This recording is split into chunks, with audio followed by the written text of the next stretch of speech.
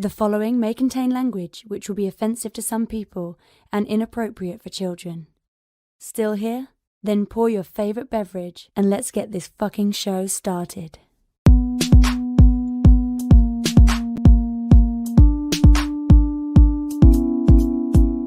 Fantastic Forum, assemble!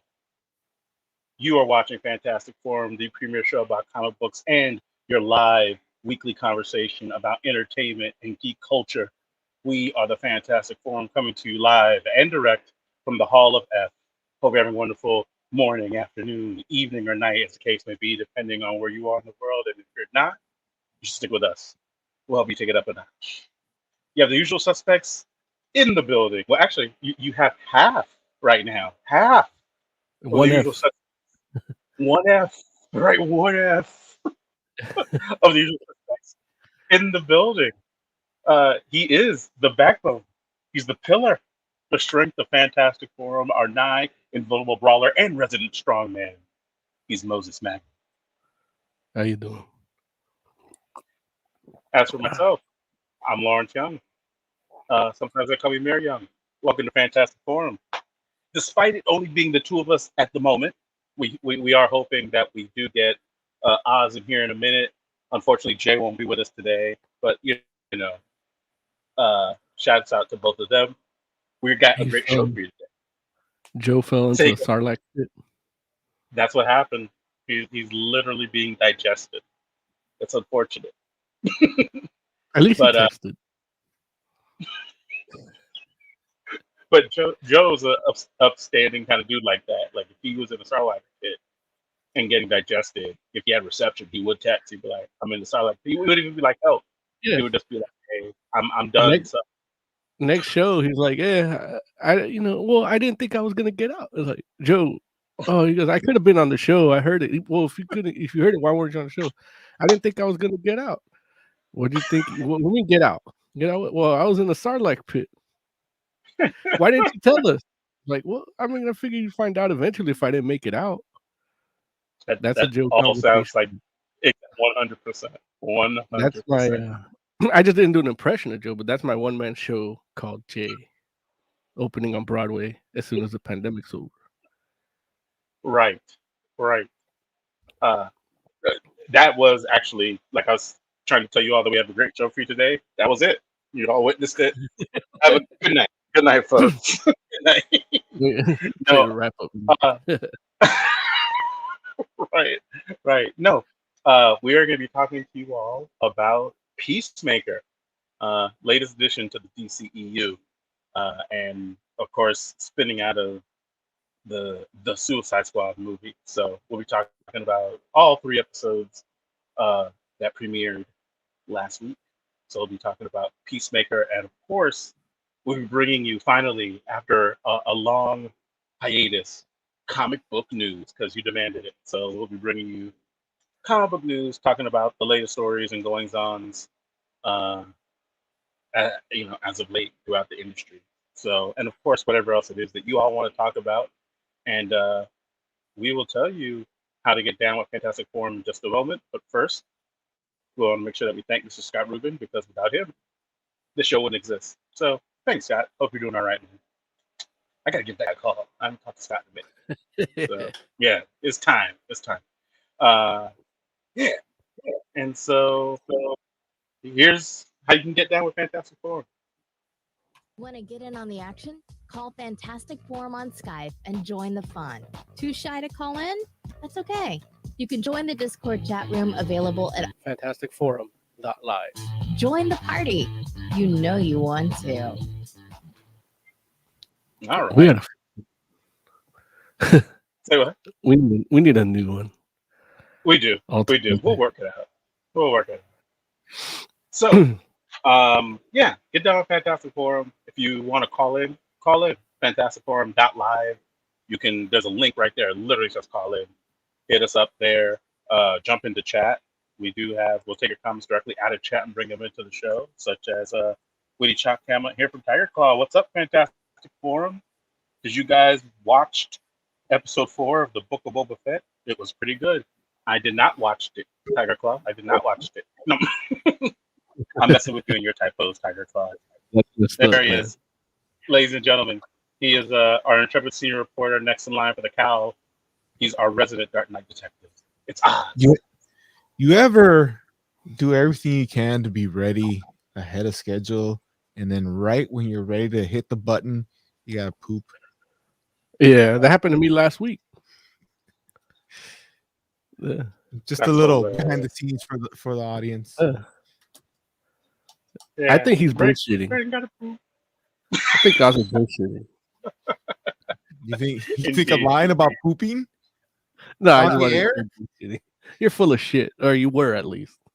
Yes, I am no longer full of shit. It's like I was waiting for Oz to be like, I knew that you would say that. Here is the poop. Here it is. The And then- evidence. It's like, oh. And then my dog yells at me because he thinks I take too long pooping. He gets tired of watching. Oh, that's it, man. You see, that should be on the Fantastic Forum TikTok. Dog yelling at me for pooping too long. Yeah. I have to, Lawrence. If I close the door, he whines and scratches at the door. Yeah. If I open it completely, he will stand next to me until I'm done. So I kind of have to half close it, in which case he gets angry because I'm taking too long. It's a dog instinctual thing. You wouldn't understand. No, it's a pet instinctual thing. It's when you spoil your pets too much and don't give them boundaries. You need a working dog. You Not know that I working have. The dog. same. The cat wants to come in when I'm using the bathroom, and then I put the cat out, and then the cat sits there, and when I open the door, the cat's waiting. Like that's what happens, right? Like that's Well, the the cat's normal, different than like this. dogs. A dog will tear down the door if it has to. Yeah, it's trying to Oh, protect me because I'm in a vulnerable position. Yeah. You should just guard And he the wants door. to smell. He wants to smell his poop to see if he's like eating right or if he's sick. Right. He's like, you're good. You're good. You're healthy. You're healthy. I don't know. Maybe There it that's why is. he's barking. Too much chocolate Yeah. this month. Yeah. You got polyps. Oh, jeez. We can smell your polyps, your little red stinky balloons. There it is. Polyps is a funny word to say into the mic. So, Tiger Claw did ask if we had watched Book of Boba Fett, the latest episode. I have not seen it. Have either of you seen it? I have not. I haven't seen past the first episode. That's Oh, fair. man. Jeez. I Yeah, have you should 3 watch episodes more. of something else to watch. That's like an hour long each. Yeah, I was surprised that Peacemaker was. Well, look, that's a segue right there, right? Mm-hmm. That is, in fact, a segue. There it is. Yeah. Let's do it. Uh, Here we go. Come on. No, more about gel coat. When the fourth round would... Don't you call in?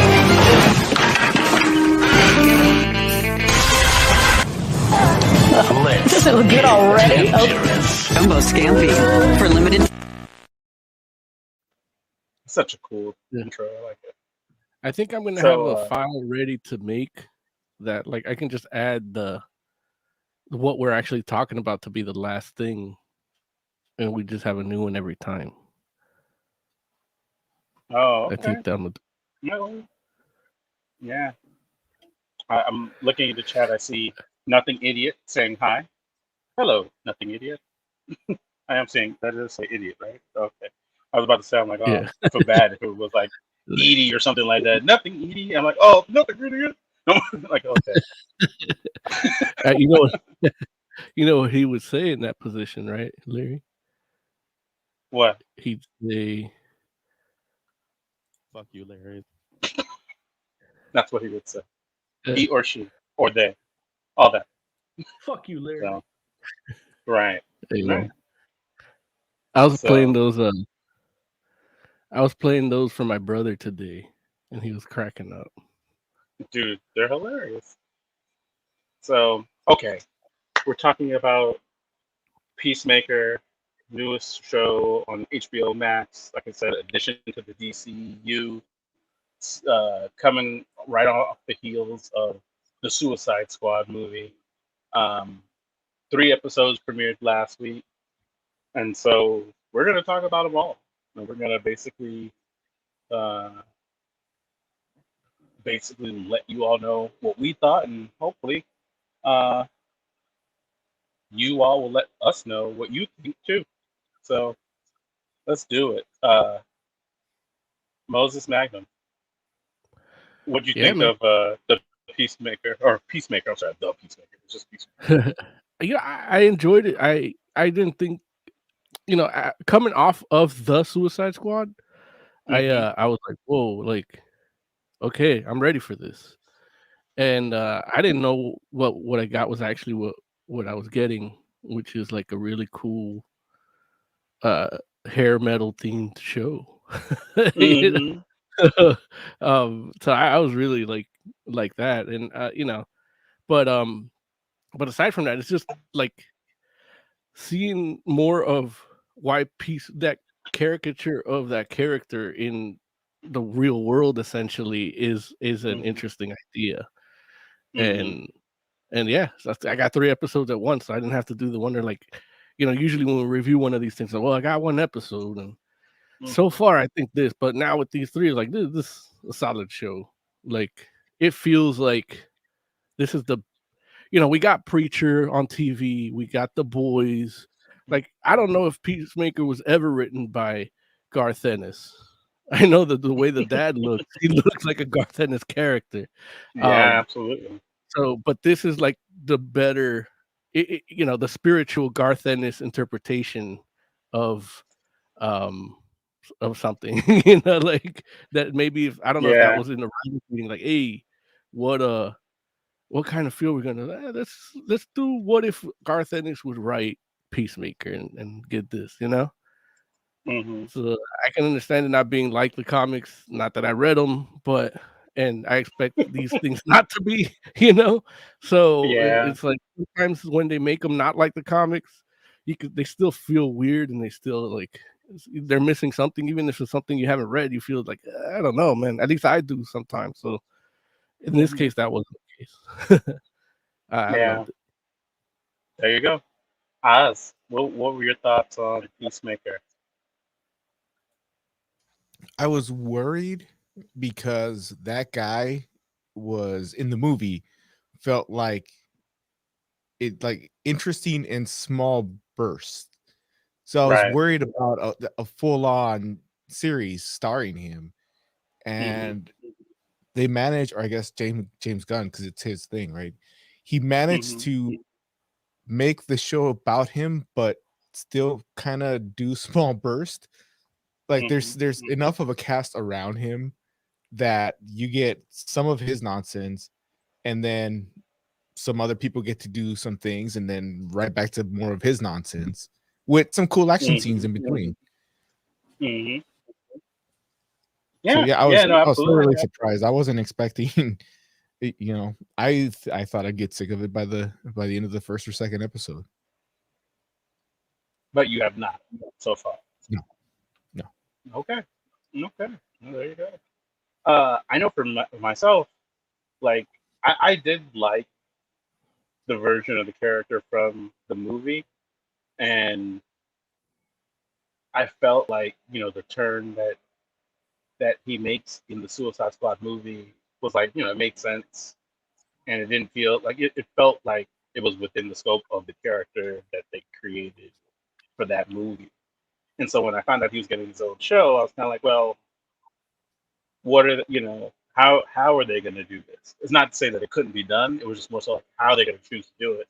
And I was pleasantly surprised just because I was not expecting the show to like take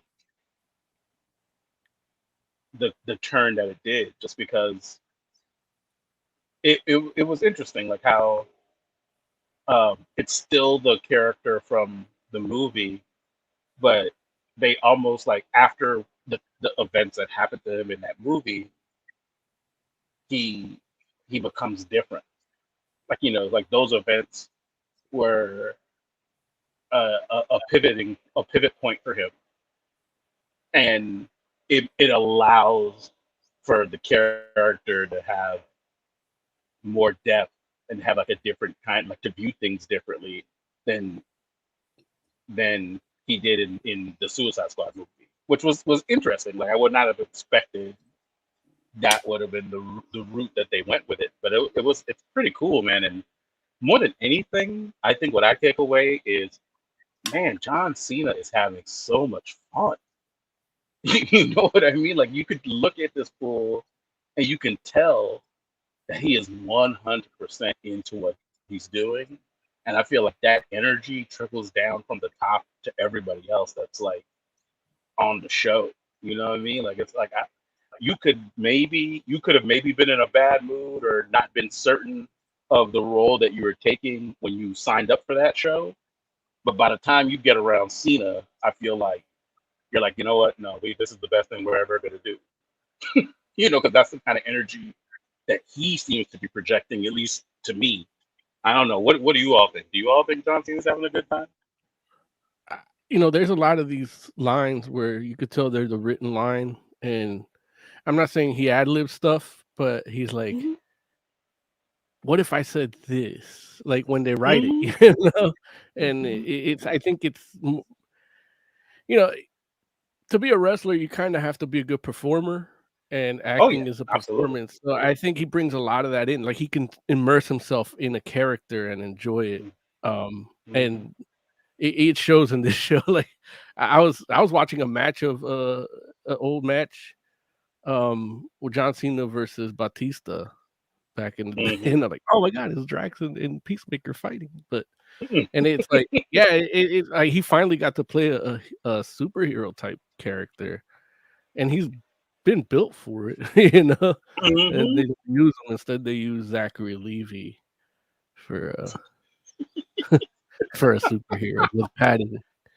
Dude, it's funny that you say that because you're like I didn't think about it, but John Cena, like as far as like his acting ability, would actually be pretty perfect for Captain Marvel.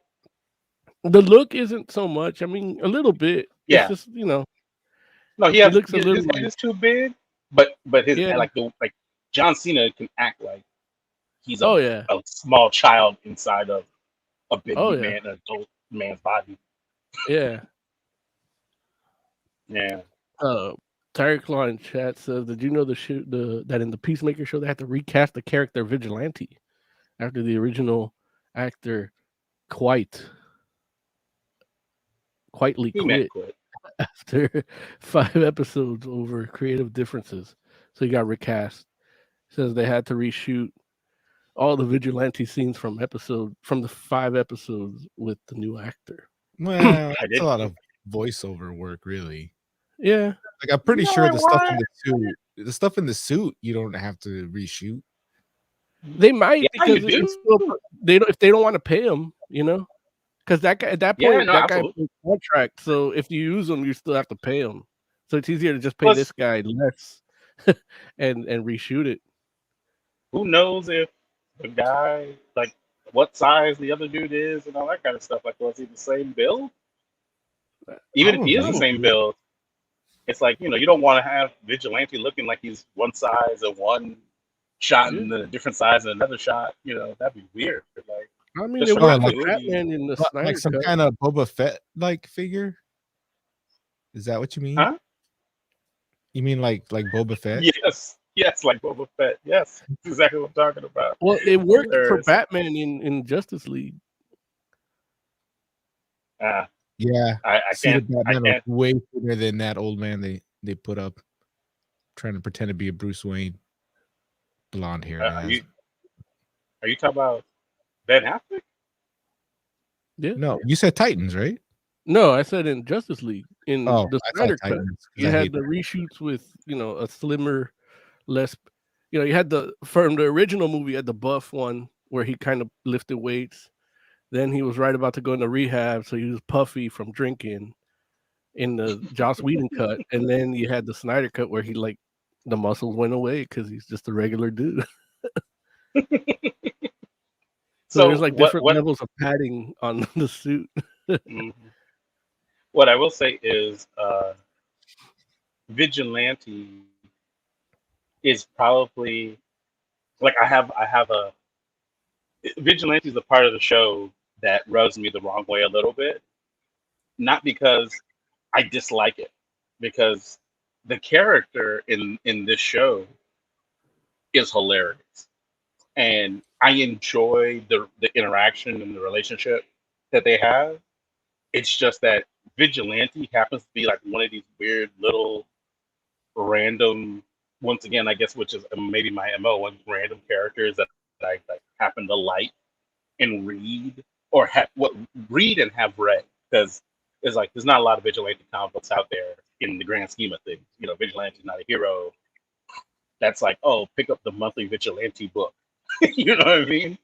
But I was a little disappointed because when I found out Vigilante was going to be in the Peacemaker show, I was like, oh man, that's cool because he looks great. He looks like Vigilante.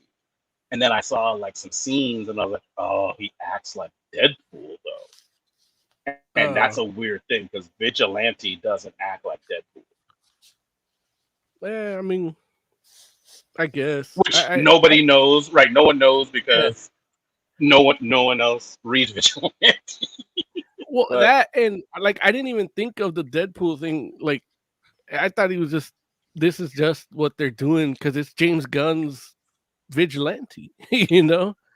Like even if he doesn't act like it, like I don't care because when I get James Gunn, I'm getting James Gunn's version of it. You know what I mean? Yeah, but like compare it to like Bloodsport. No, I mean now that you say it, I see the Deadpool thing. Yeah. But I wasn't, you know, it didn't correlate with me when I was actually watching it. I was enjoying everything I was watching, so they hit it well. And I did too. Yeah, they hit it well. Now you've ruined the rest of the show for us. Thanks. That's what I do. You know, you're welcome. No, but I mean, honestly, it's like one of those things where I got over it quick, but it every so often, like, well, and I guess, you know, I didn't watch all 3 episodes in one sitting. I watched them over the course of a few days. And so, you know, every time he comes up, I'm like, oh, he's not acting like any of the Vigilante guys. Like there is, I guess, a lighter Vigilante, but but not like Deadpool. Yeah, it's not. No, he's not silly or quirky. He's, you know, and honestly, it's like he might just be lighter in comparison to like the other versions. The hardline one. Right, exactly. You know, where it's like you just messed up one of my favorite scenes. When he when he tells Peacemaker step aside, I was like, oh man, that seems very poignant and powerful, and the message that it's conveying. And now I just see Deadpool humming along, killing people.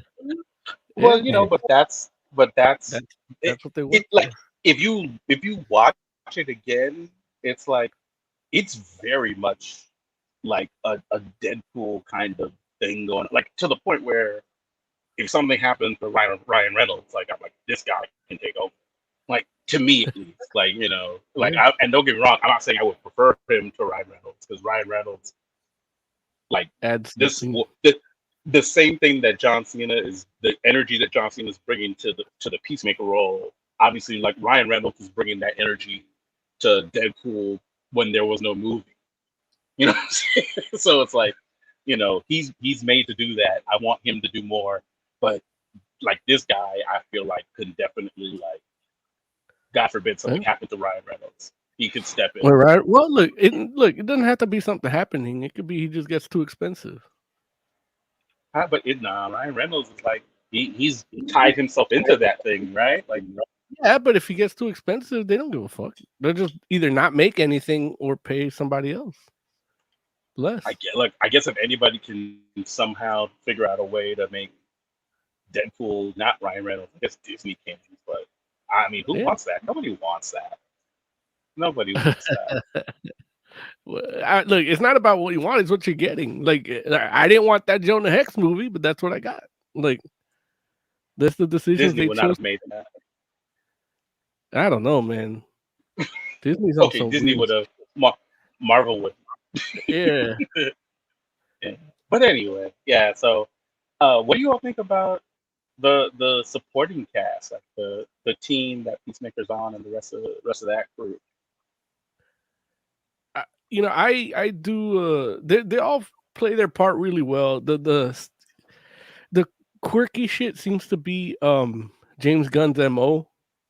Mm-hmm. So like the comedian guy with the economist last name, and you got your blonde bombshell type, your authoritative like military like shot caller, and then your newbie, and then the Peacemaker.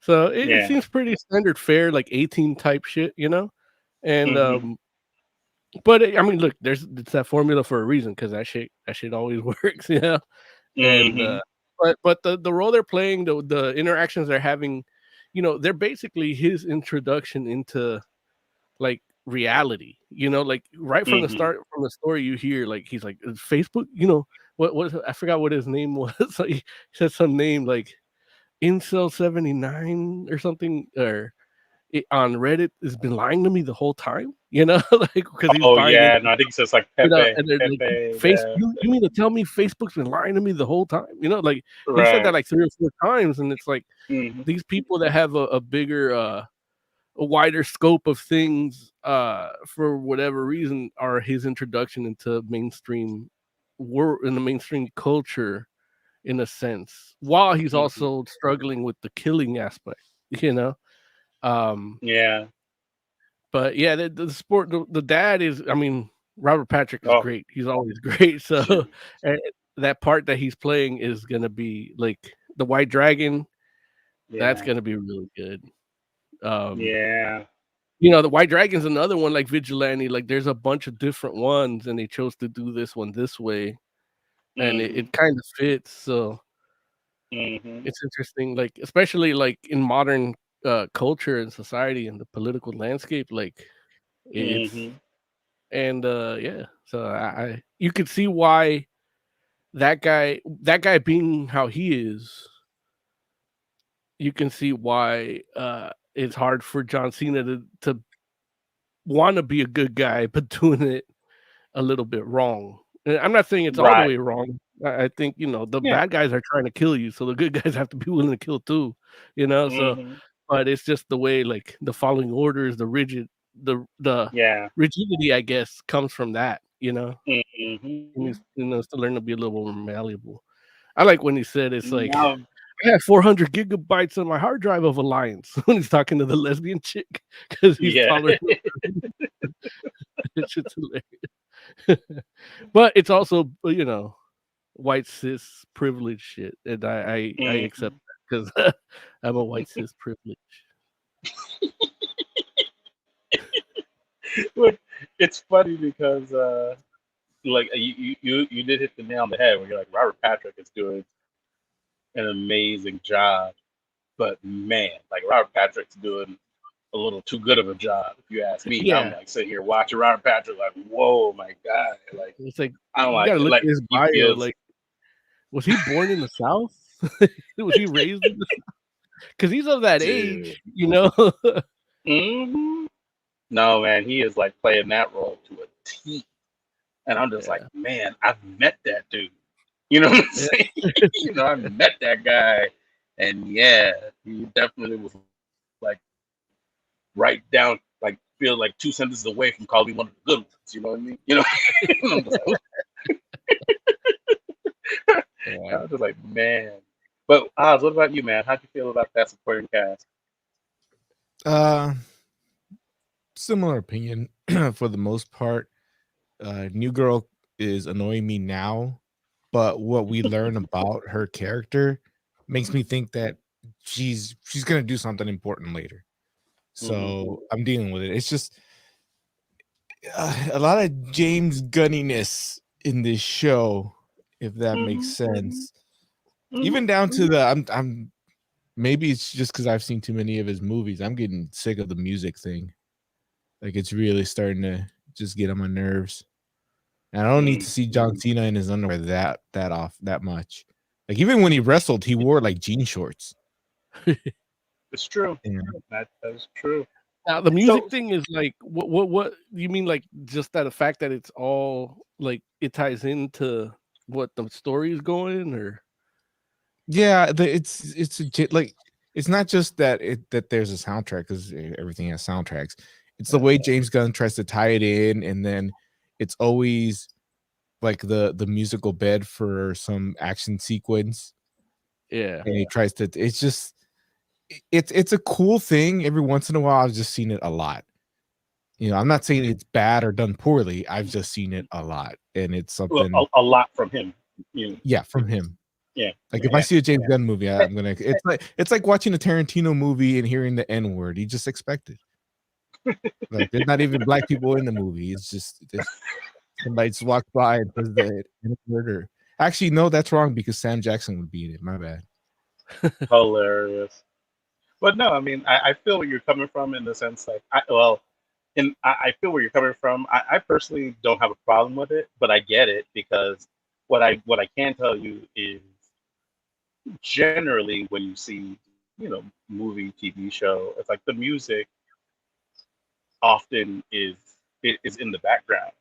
You might notice a good song or a good song choice, but even when you notice, it kind of fades back into the background of things. And it does feel like when James Gunn does his thing with the music, it doesn't fade into the background. Like it is definitely in the forefront.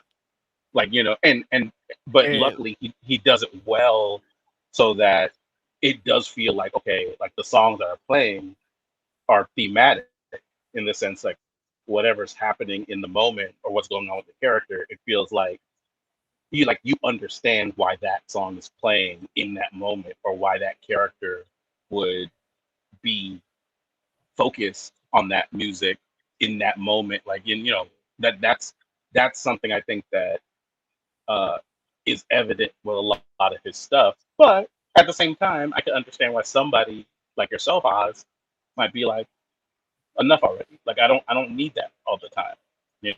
So I definitely didn't need it in Guardians of the Galaxy, and I didn't need it in. But for me, it's like he does it all the time with music I don't care about. This time it's stuff that I like. So you're it's right. like Well, just there you go. even Right. like the Cinderella, like it's Mhm. like she likes Cinderella, and then it's like Tom Kiefer and the boys are the perfect blend of blues and metal, and it's like that's one of the things. I don't want to get into the minutia, but like Cinderella was one of those things. Like they're one of the hair metal band that's ballady, and then when they wanted the structure is blues and it's still metal, and then when the hair metal kind of died, they went more bluesy, and that in a way that was Mhm. their downfall because the grunge was the next wave, which still bluesy. It's just not structured bluesy, and that. So it like that history with Cinderella and like somebody liking Cinderella and having that be part of his personality, and that like saying that is a cool thing. Now Mhm. that could have happened with no hair metal in the whole series. That moment would have still been as awesome. Yeah. Um, and even some of the hair metal choices, like they're really obscure, like the choir boys and so yeah, it's it's just nuts. But it's like stuff that you hear on like hair metal radio, and it's like unless you lived in that era, like you'd never heard these songs ever. I'm sitting Yeah, here like, is that a thing? Hair metal radio? yeah. On Sirius, there's a hair metal channel. Oh It's wow. a Hair Nation. Um, Hair Nation. Yeah. mhm. Yeah, It says man. But it's I forget, it's like spandex jeans and Aquanet Hair Nation. Like that's the the bumper between songs. It's like leopard print vest and guy liner Hair Nation. but no, man. It is like a real thing, like how you said with Guardians, where you're like, hey, you didn't need that music or whatever. But it's well, it's Yeah, like I said, this stuff plays in the foreground, like to the point where yeah. They when had a they made dance that battle to new one of the songs in Guardians of the right, Galaxy. right, exactly. And like when they made that Guardians video game, like there's music is a part of the whole thing. Like as far as like one of the like power ups has like friggin' Yeah, music played in the background and stuff. And I'm just like, man, that's wild that like how much that he shaped it's not that just as part of who those characters are now. it's not just how much he puts it in the foreground too. It's like he plays the whole song. Yeah, it's like a music video for the song. Like sometimes I feel like a scene is going on. It's like an SNL skit. It's just it's good, and then it just keeps going and going and going. It's like, okay, I know you want the whole song, but you can cut like a third of this off. You don't need to, you know. Yeah, there you go. So real quick, while we're in the whole like subject of music and all that kind of stuff, can we talk about the opening? Like what Oh, do yeah. y'all feel about the Peacemaker opening credits? Like I know I watched it on the first one and I was like, what is happening? Yeah. And I literally was like, are they gonna do this at the beginning of every episode? Like, is this like the actual like intro? And then I watched episode 2 and I was like, oh my god, they are.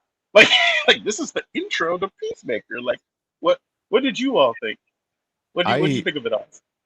I I had the same reaction the first time, to the point that before the rest of the before the episode like goes on after that, I went back to watch it again, like just because I wasn't sure what the hell I saw, and you haven't been introduced to most of those characters. Like some of the characters that show up don't even, I don't think you see till like the second episode, right?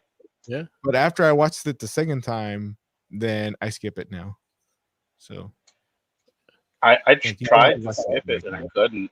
I can't push the button because it's like I look at it, I'm just like, look at how they dance. Like like I feel like once you get to the point where they do like the whole like that move, I'm just like, I'm in. I can't turn away. Wait, now. what Like, I should have tried what move? that move. You know that move. It's like he's trying to get coins out of the air. That move. So what about you, Mo? What you think? I'm gonna isolate you and put you into the intro. Okay, got it. Like I think I would prefer that over the me hiding. my I didn't like it.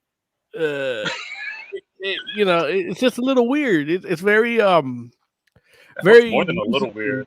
Like Broadway musical number, and then even the song is not like it's wigwam and it's not that like I'm not a hair metal guy. I do enjoy a lot of hair metal, just not that, and even a lot of the ones they play, like they're okay songs, they're just not the great, they're not what I like. I listen to Wasp or Poison, like not fucking choir boys,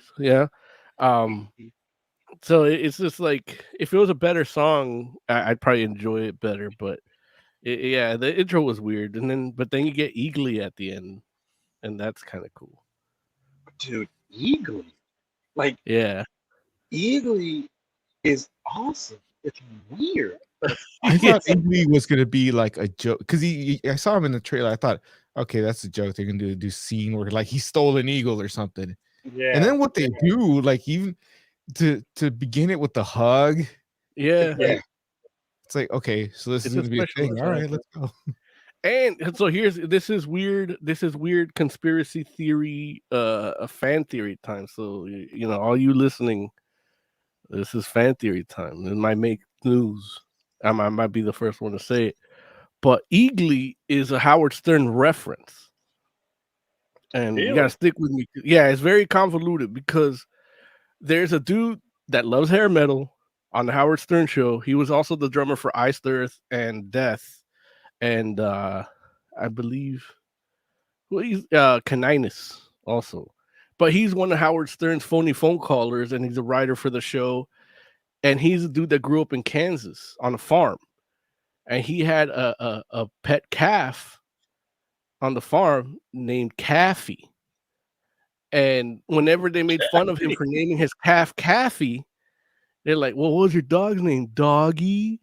what was your piggy's name? Your pig's name, Piggy, or what? And I think what was the other one? Oh, and then when he's like, he got a guitar for Christmas, he goes, and they make fun of him. One of the impressionists says, "This is my car, my guitar, Guitari. I'm naming it Guitari." And then that guy, and here's the thing. I know James Gunn is a fan of the Howard Stern show, so much so that he put that guy, Richard Christie, in Guardians of the Galaxy 2. So I do believe Eagly is a Howard Stern, an obscure Howard Stern reference, which to me is great because I'm like that Leonardo DiCaprio meme. Whenever I hear like a Howard Stern reference on TV, I'm like, I get it. I get all of it. So like, that's me. Like, somebody says 4 inches is fine on the morning news, and I'm like, that's Howard Stern, or hit him with, with the cigarette too and everything. Yeah, cigarette and the beer. That's funny. I'm classy today. I'm supposed to be drinking it in the glass. I just think it's funny that there was when looking up news one day, there was like legitimate news stories about how the eagle isn't real. That's hilarious. The eagle intentionally, it seems to me, it's supposed to look like fake. Yeah. It's like the most low budget thing on the show, and right? You still have to write that story. And because it's so low budget, it actually adds to the person. They can actually give it personality, as a puppet, because it's more of a practical effect, or it feels like a practical effect. But the thing is, it looks like a classic American bald eagle, though. What you like, it looks like the stuff that shows up in the posters and when people that the eagle that's like on the side of somebody's like every country song or on their motorcycle, like that's that eagle. Every country song music video, like that's that eagle. It's Eagly. Eagly. So yeah, man, it's a wild show. Like, and what I can say is, I really appreciate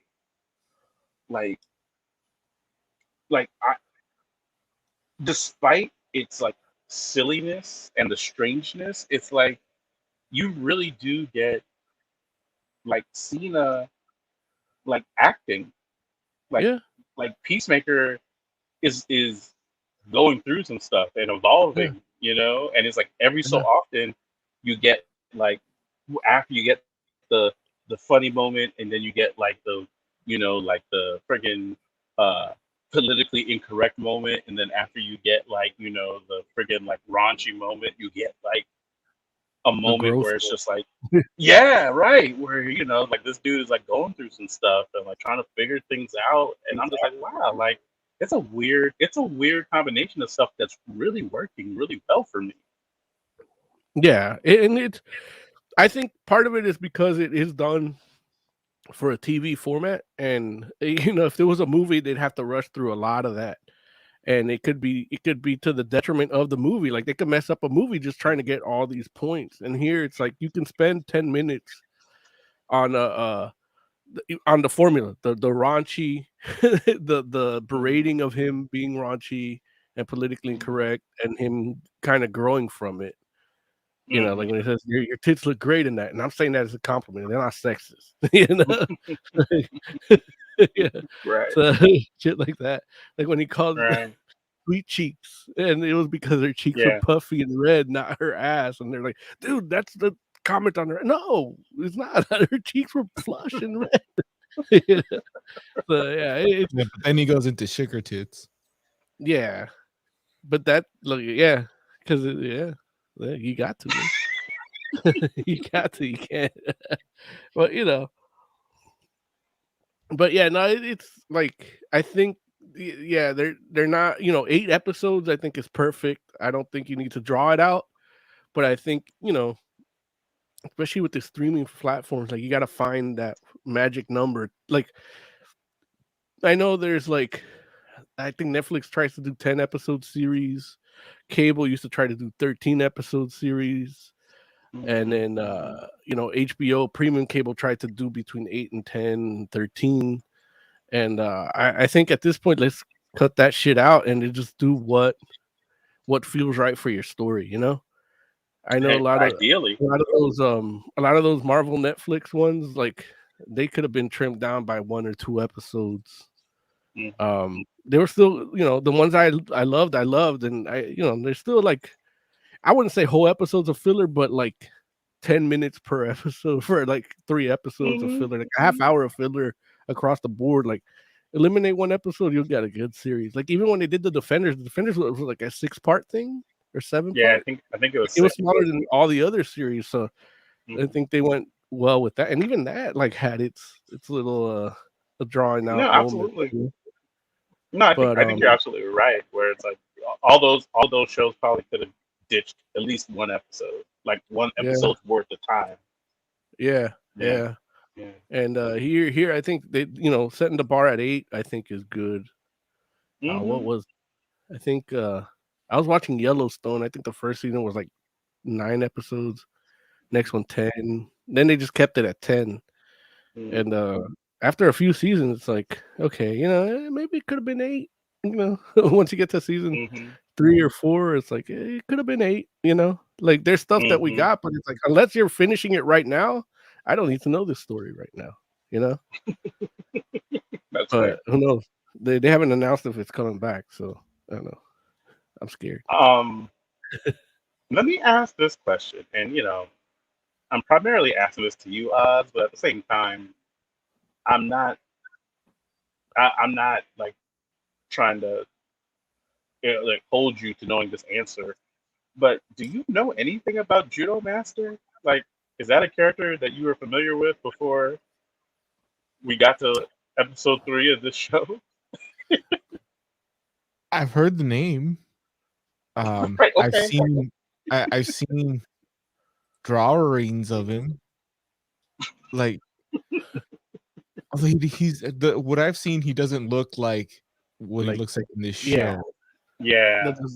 The design for the show was terrible. Yeah, I don't understand it at all. Like I don't understand why it's like I mean, well, in I don't think he's supposed to be that fairness, short. Well, okay, right. That's one thing. But I was gonna say, in fairness, the design from the character, at least what I've seen, is terrible too. So I could totally get why somebody would look at that character and be like, "Oh, we can't use that." But I don't know why they would go with what they went with because that's terrible. The thing is, the design I've seen in comics, it isn't that different. It's just a color scheme, but the actual body design is actually would be a little bit more formidable of a foe. I understand giving. Oh, let me. Where am I here? There we go. Okay. What are you trying to do? Oh. I was trying to exit the solo for Oz, but the design I had seen in the comics, it just looks more menacing, and I guess that's kind of what they're kind of going for. Is like those kung fu movies where the dude is like the little quiet one that's gonna. I'm trying to share a screen here too. Sorry, but you know what I mean, Larry. Like comics tend to do that. Like whoever they're gonna fight, like it looks like they can fight them. They want people to see this guy next to John Cena, right? And think, well, that's not a fight. Yeah, and that's the thing. But it's also the actual costume. Like, okay, give him that green costume is fine, but don't put that hard shit under the cloth of the mask. Just give him a regular mask, like a ninja. Like this dude looked like he was wearing a bicycle helmet under.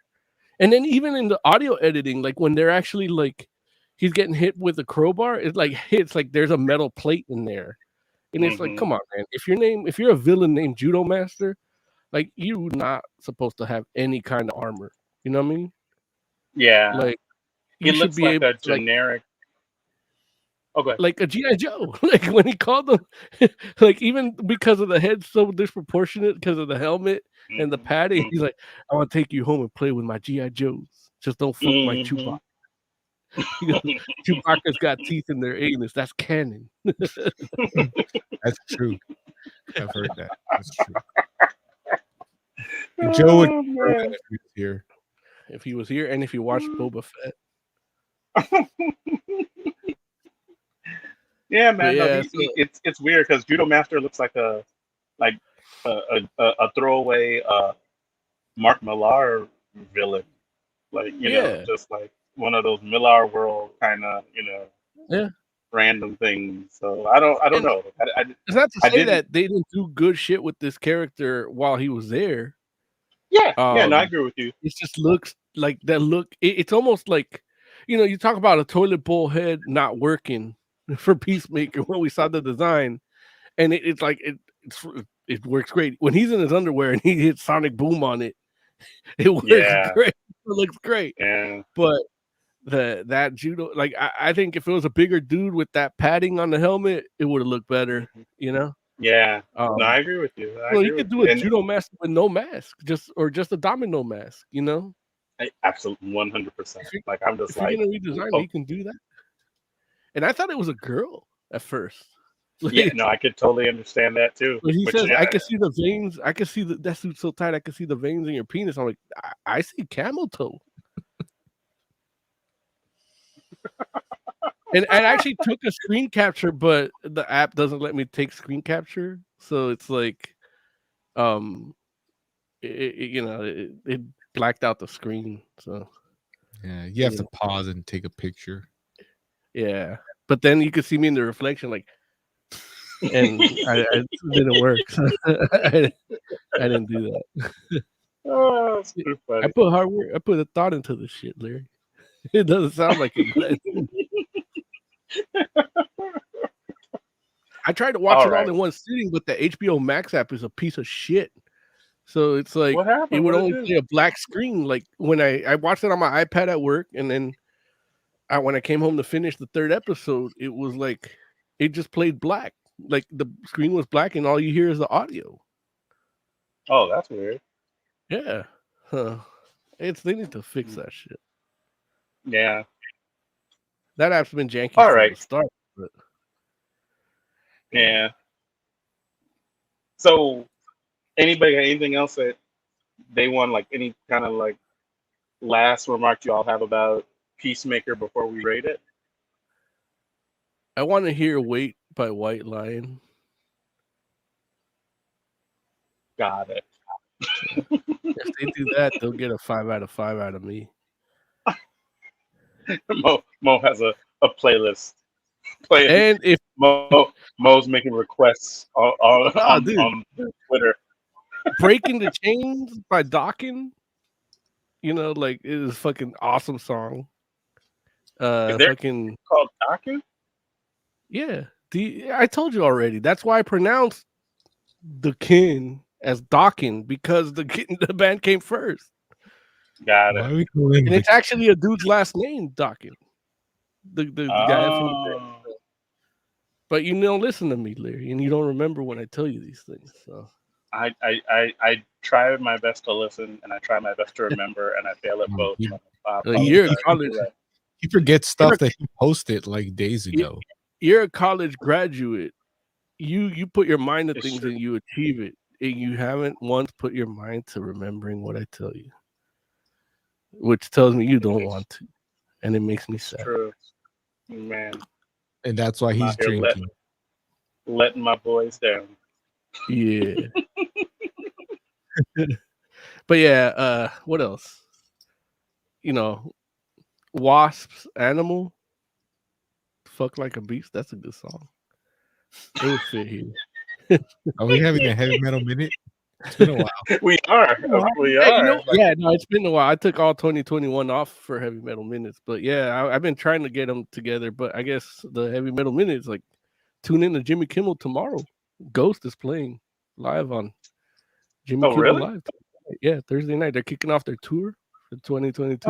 I thought that tour was going to be canceled. So, but no, they're there. They sent the email, say, hey, wear your mask, get your vaccines, do whatever you got to do to keep this shit safe, because we want to complete this fucking tour. Don't fuck around and fuck up. And to prove it, we're going to be on Jimmy Kimmel to kick off the tour. That's the first stop of our tour. Wow. Yeah. But yeah, and I that's might actually tune in to watch that. Yeah, you better get that ratings up, man. I'll say I'm here for Ghost. Yeah. I'm here for Ghost because Jimmy wants to know what are you doing here? Yeah. I'm here for Ghost. Quit your funny nonsense. Go to Ghost. Start with Ghost. End with Ghost. Ghost to Ghost. Ghost to Ghost. Till the AM. Oh, jeez. Oz, what would you rate Peacemaker? Peacemaker, first 3 episodes. What are doing out of 5? Yeah. It's 4.5. It's a couple things that got on my nerves, but I'm being nitpicky at that point. It's a good show. I've been recommending it to people who didn't even know it existed. Yeah. There you go. Moses Magnum, what would you rate Peacemaker? I'd give it 4 out of 5 sounds about right. Because 5 is my instinct, but they go fuck it up. But no, so far out of these 3, it's a 5. Solid 5. I can't like this is what I would read Vertigo books based on characters that were in the main DC universe for. You get to see them in these situations that are a little edgier, and the story is edgier, and the dialogue is a little more real compared to the sanitized of the main DC universe. And I feel like that's kind of the approach they're taking with a lot of these. You got your CW shows. They had a Crisis that kind of shows they're all in the same universe or same multiverse at least. And then you get your HBO Max shows, and that's your Vertigo stuff. You got your Doom Patrol, your Titans, and and this. Yeah, I'm enjoying this. Definitely like this better than the CW shit. But there you go. I got to give it a 4.5, only because like I'm kind of in that same boat with Oz, where it's like there's just like little things here and there, and mostly it's because I happen to like know the characters, and I really enjoy seeing translations, from the page brought to the screen. And while I enjoy the hell out of the show, it's like I would have liked to have seen a version of both Vigilante and Peacemaker that was a little closer to the comic, but I can definitely take what I'm getting, and I'm going to enjoy it thoroughly because it's fun, man. It's fun, and everybody's having such a good time. So, yeah, I'm with it. So cool. All right, it's time to get into some news. Y'all ready? It's been a minute. Okay. Oh wait, do I have the news music? I forget. No, I got it right here. Oh, okay, cool. All right, no, I got different. Comic book news. We should have a comic book like current. Well, not like that, but like. All right, gents. It's been a long time, like I said, but there's plenty of news to talk about. So yeah, where do you all want to start? We just start with the Moon Knight trailer that came out. It premiered on what's that shit called? Monday Night Football. Yeah. Yeah. Look, of course, they want to get all the Moon Knight fans because they're going to be watching football. That's what's real. But yeah, that's what they did, and I don't know, man. I mean, look, right out the start, it's like they call him Steven, and I'm like, Steven? Who the fuck is Steven? I know Mark Spector, and I don't know no Steven Spector. Yeah.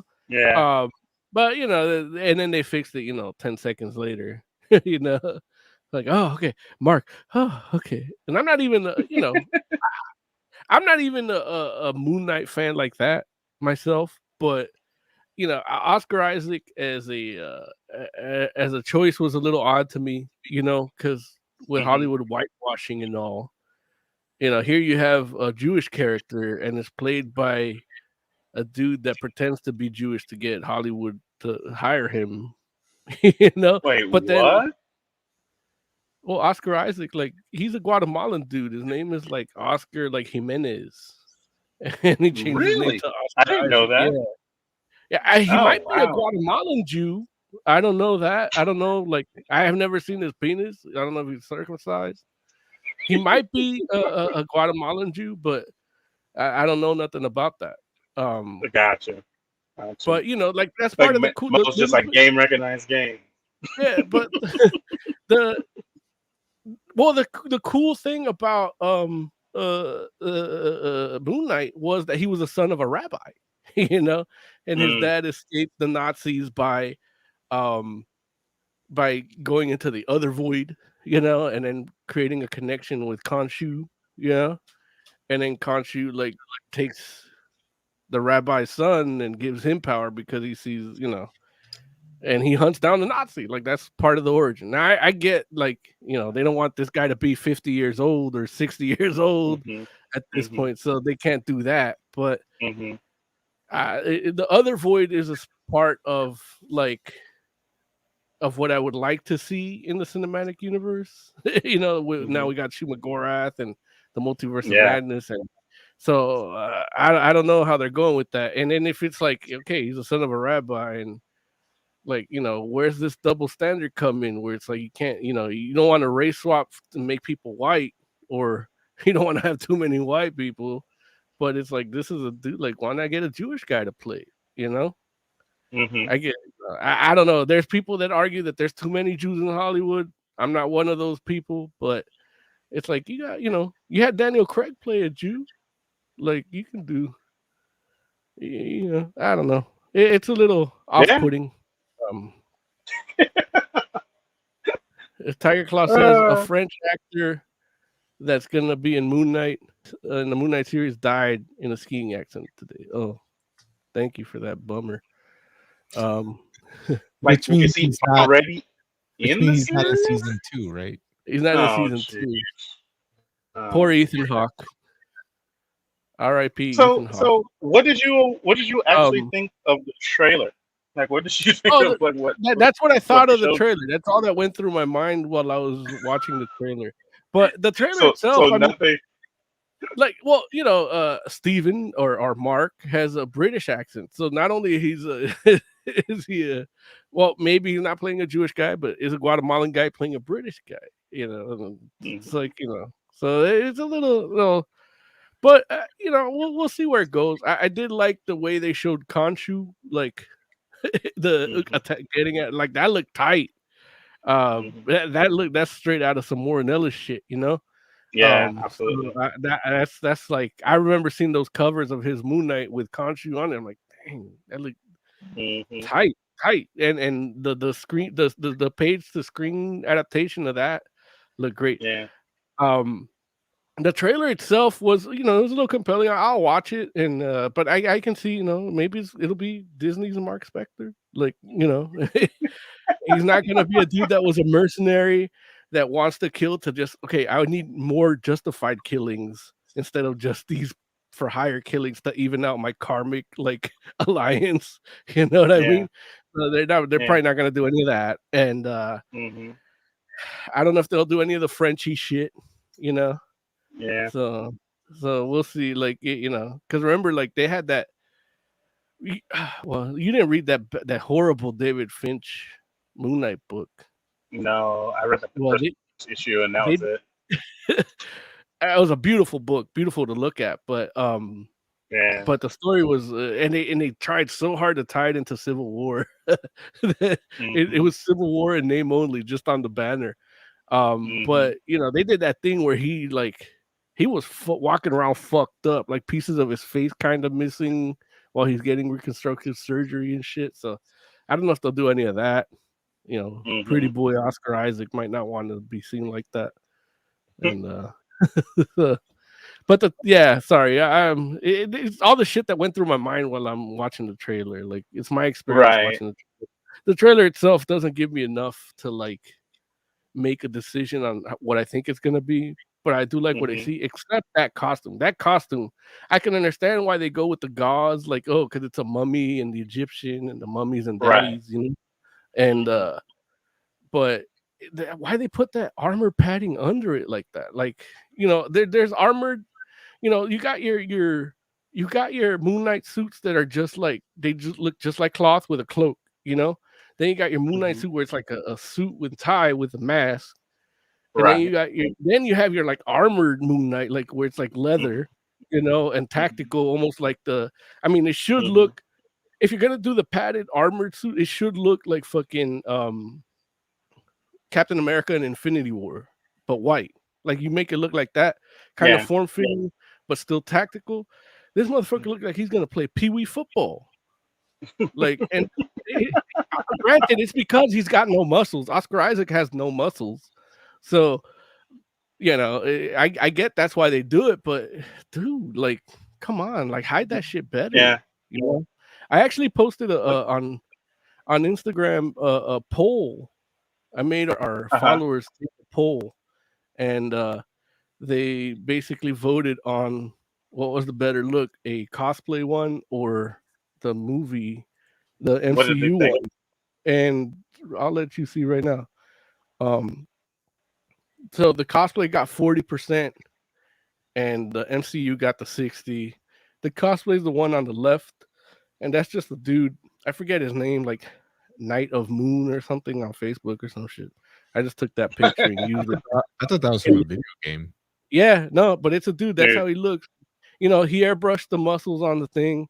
The dude has a Right. pretty solid build, like, but he's not Yeah. cut up like where you see the muscle through it. But it just, you know, you tone those shading down a little bit, and this is the one I can get from the trailer, and it's just, I don't know, like it looks too stiff for a guy that just flies around on a rope. You know what I mean? Like he can't do that, you know. But again, movie magic. You know, when I first saw the still, I didn't like. When I first saw still, I was like, well, I gotta see it in motion, and then I saw it in motion, and he's like, so I'm like, okay, but Yeah. we'll see. It's interesting because I had the same like or similar thought process as Oz when I saw the other picture, because I was like, I thought that was a drawing myself. I was like, I didn't realize it was like a real person, which kind of goes to show like how good of a job the cosplayer does. But yeah, you know, it's interesting because I do feel where you're coming from with the costume, where it's like it doesn't look bad to me, but it could look better. And you know, maybe it'll be different when we see it in the show, but I don't think so. I think you're right. I think what we're seeing now is pretty much what we're gonna get. But who knows? It could change. Yeah, I mean, we saw with Daredevil where they kind of changed it, you know, season by season. It looked a That's true. little, you Yeah, know, it had and I its definitely think flaw. they'll It had change a it. little bit of flaws and stuff, and you know, so hmm you know, give me the Warren Ellis like suit and tie Moon Knight. Like I'm down I with think we're that. gonna get that. I think we're gonna Yeah. get that too.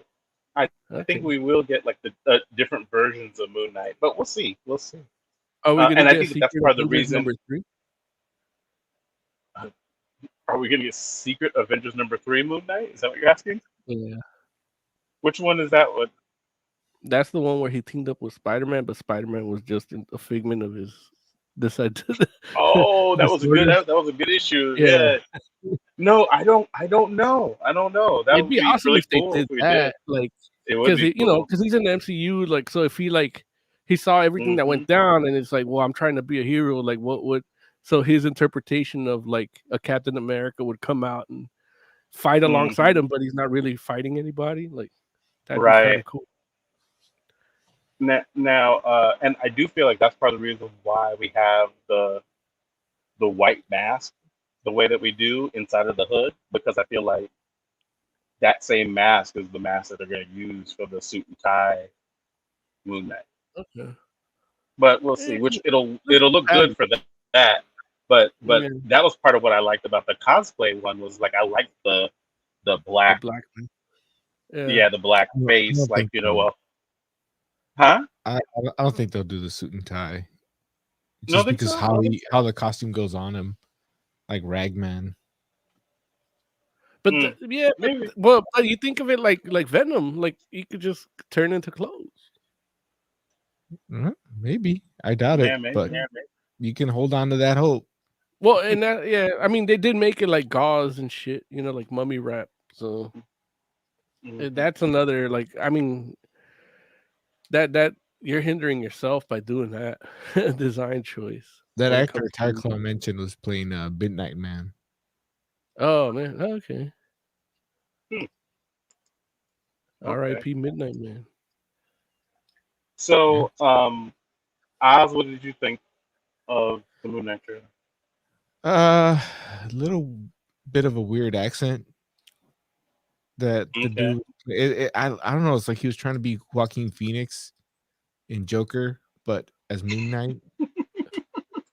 It felt like He's trying to be Joaquin Phoenix. It sounded weird. You mean Joaquin Feldenstein? Sure. It sounded weird, but I know the dude is not a bad actor. Like the dude knows what he's doing. So maybe it just I was watching football, so I was in the wrong headspace. Probably, maybe I don't know. A little bit of that. Every brown man is the same. Judging by that costume, is the same. They're wearing the same pads. yeah, that one. Look, there's the tie-in right there. Like sponsored by Starter. The show's only 6 episodes, so I don't think it's gonna. Well, I mean, I guess they could be hour episodes. It's not gonna take a lot of time. I don't know. Looking forward to it. A lot of people asking me about it because a lot of people I know watch football. Gotcha. What's this Moon Knight thing? I did get a laugh. Like my wife did laugh hard when the halftime announcer lady like didn't know how to say Moon Knight. And we're like, yeah, of course you don't. Of course she doesn't know. It's not her thing. Like she's reading it on the teleprompter, knowing it's 2 different words, but it's probably like stuck together or something like that. And she's just like quick brain freeze because she doesn't know no Moon Knight. Nobody knows no Moon Knight. There's people that read comics that don't know what the hell a Moon Knight is. Yeah. So, but I'm just saying, like, if it's 2 words that you recognize, like if you never heard of Spider-Man, you just say Spider-Man. But it's just a weird combination. If you've never heard Moon Knight, you've heard Moon, you've heard Knight, you haven't heard Moon Knight. Like it takes your brain a second to process that. So how'd she say? She just like it's just like a little bit of a stutter. Most people probably wouldn't even notice, but we did because like we knew what she was trying to say. I wish that while you're like enjoying football and in loving embrace with your wife and enjoying a good moment that happens to be funny like that, intimate together, like I wish you would think of us and be like, you know what? Let's put the DVR back 30 seconds. Let me videotape this. I gotta show the guy. No, you can't recreate that. You get the laughter. Look, when you get the first shot of Moon Knight, like she jumped up and was like, they hired a Middle Eastern dude. And then it's like, oh wait, that's Poe Dameron. Yeah, dude, that dude's fucking Mexican. I mean, they'll hire him to play a Middle Eastern guy. Yeah, so, like, he's such a good actor. He fooled Hollywood to think he was Jewish. Is that the character who played Poe Dameron? Did I get the name right? Yeah. Yeah. Look, man, dude, you gotta look at Dave Ryan's. Like he did a portrait. Fuck, I gotta find that shit. I'm not gonna. You can talk about it, and I can look for it. So he basically did, because every artist was showing off their Moon Knight, like Declan Shelby.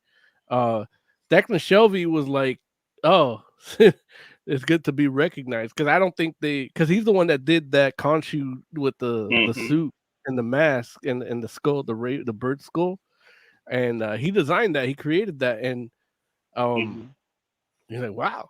It's good. It's crazy to see like what you do. I didn't think he knew that it was there, from that post, and then you had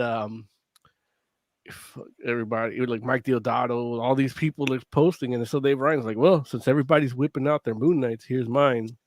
And he did his. He did an original Sin cover that looks real good. And I messaged him when I saw it because I'd seen it when it happened, but today I'm like, man, that's a good time. I actually use yours as an example because I talk about the costume. Like, you got this gauze costume in the trailer, but he can have, like, some of the times it looks like leather, sometimes it looks like cloth, sometimes it looks like spandex, like depending on who draws it. And yours just gives it like that texture where you could tell that it's something a little tactical without having to be bulky and armory. You know what I mean? Like it's a material that can withstand a good slicing, a good hit, And then he did one without the mask where he drew Oscar Isaac, but he drew it on the Poe Dameron white cover. So it's wow, cool. Moon Knight on the Poe Dameron. And it just, he did a portrait, And while Larry's looking, I can share this. I just got this in the mail. This tearjerker here of my dog Harley with such a good cover. And that Dave Ryan did that one too. Let's see if I can bring it up here. Harley with Death, R.I.P. Harley. But yeah, so he big shout out to him, man, because he did that commission for me, and he threw a freebie for me, a Ghost Rider one. He's like, I know you like Ghost Rider, so I'll give you this one. And it's a little hard to see because it's very textured, but this is one that I had commented on his where I like. I don't know if it didn't sell. He just did it for fun in a different style that he's not used to, and it's just like, to me, it's like when he does the penance there, like that's what you would see. It's like this more disturbing version of Ghost Rider looking at you. You know what I mean? And that's why I like that one. But did you happen to find it, Larry? You know what? I have not found it. Yeah, it's gonna be a deep dive, but yeah. See. Oh, you know what? Here it is. Shut up! I love it. He must. I have it right here. He must be listening, and just posted it on his stories. Oh, of course. It should be up in a second. In the meantime, Larry, what news you got, man? Oh, I mean, just FYI, I like the Moon Knight trailer overall. I know. It'll be interesting to see where it goes, though, because I'm not exactly certain how that character fits into the MCU, but it'll be interesting to find out. So, anyway. Well, Sharon Carter's in the show. So. In Moon Knight? Yeah. Oh, so are they gonna have her play like they're gonna have her play Sharon Carter? I don't know what. Yeah. Well, I didn't write the thing. I'm just reporting. No, but I'm saying she's the shadow broker, right? Is she though? Like, did they confirm that, or are we just making assumptions? No, I mean, what else is she? Yeah, like they shadow broker. Yeah. So I'm just saying, like, I wonder if they're gonna have her play like a mid-tier bad guy in that show. Like, I mean, I know she's not gonna be the big bad, or at least I don't think she would be, but maybe she will be. Who knows? Oh wow, it's really nice. Yeah, and that costume looks better than the TV show costume. It does.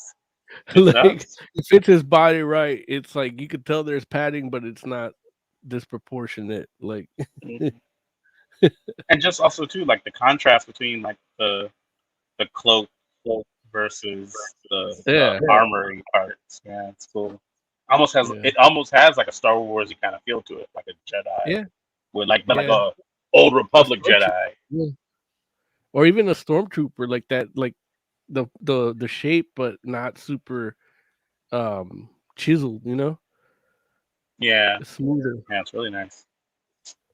So listen, since we're doing news, might as well do a callback, right? Since probably the last time we did news, but friggin' Joss Whedon went out and gave an interview, like basically the first interview since everything went down with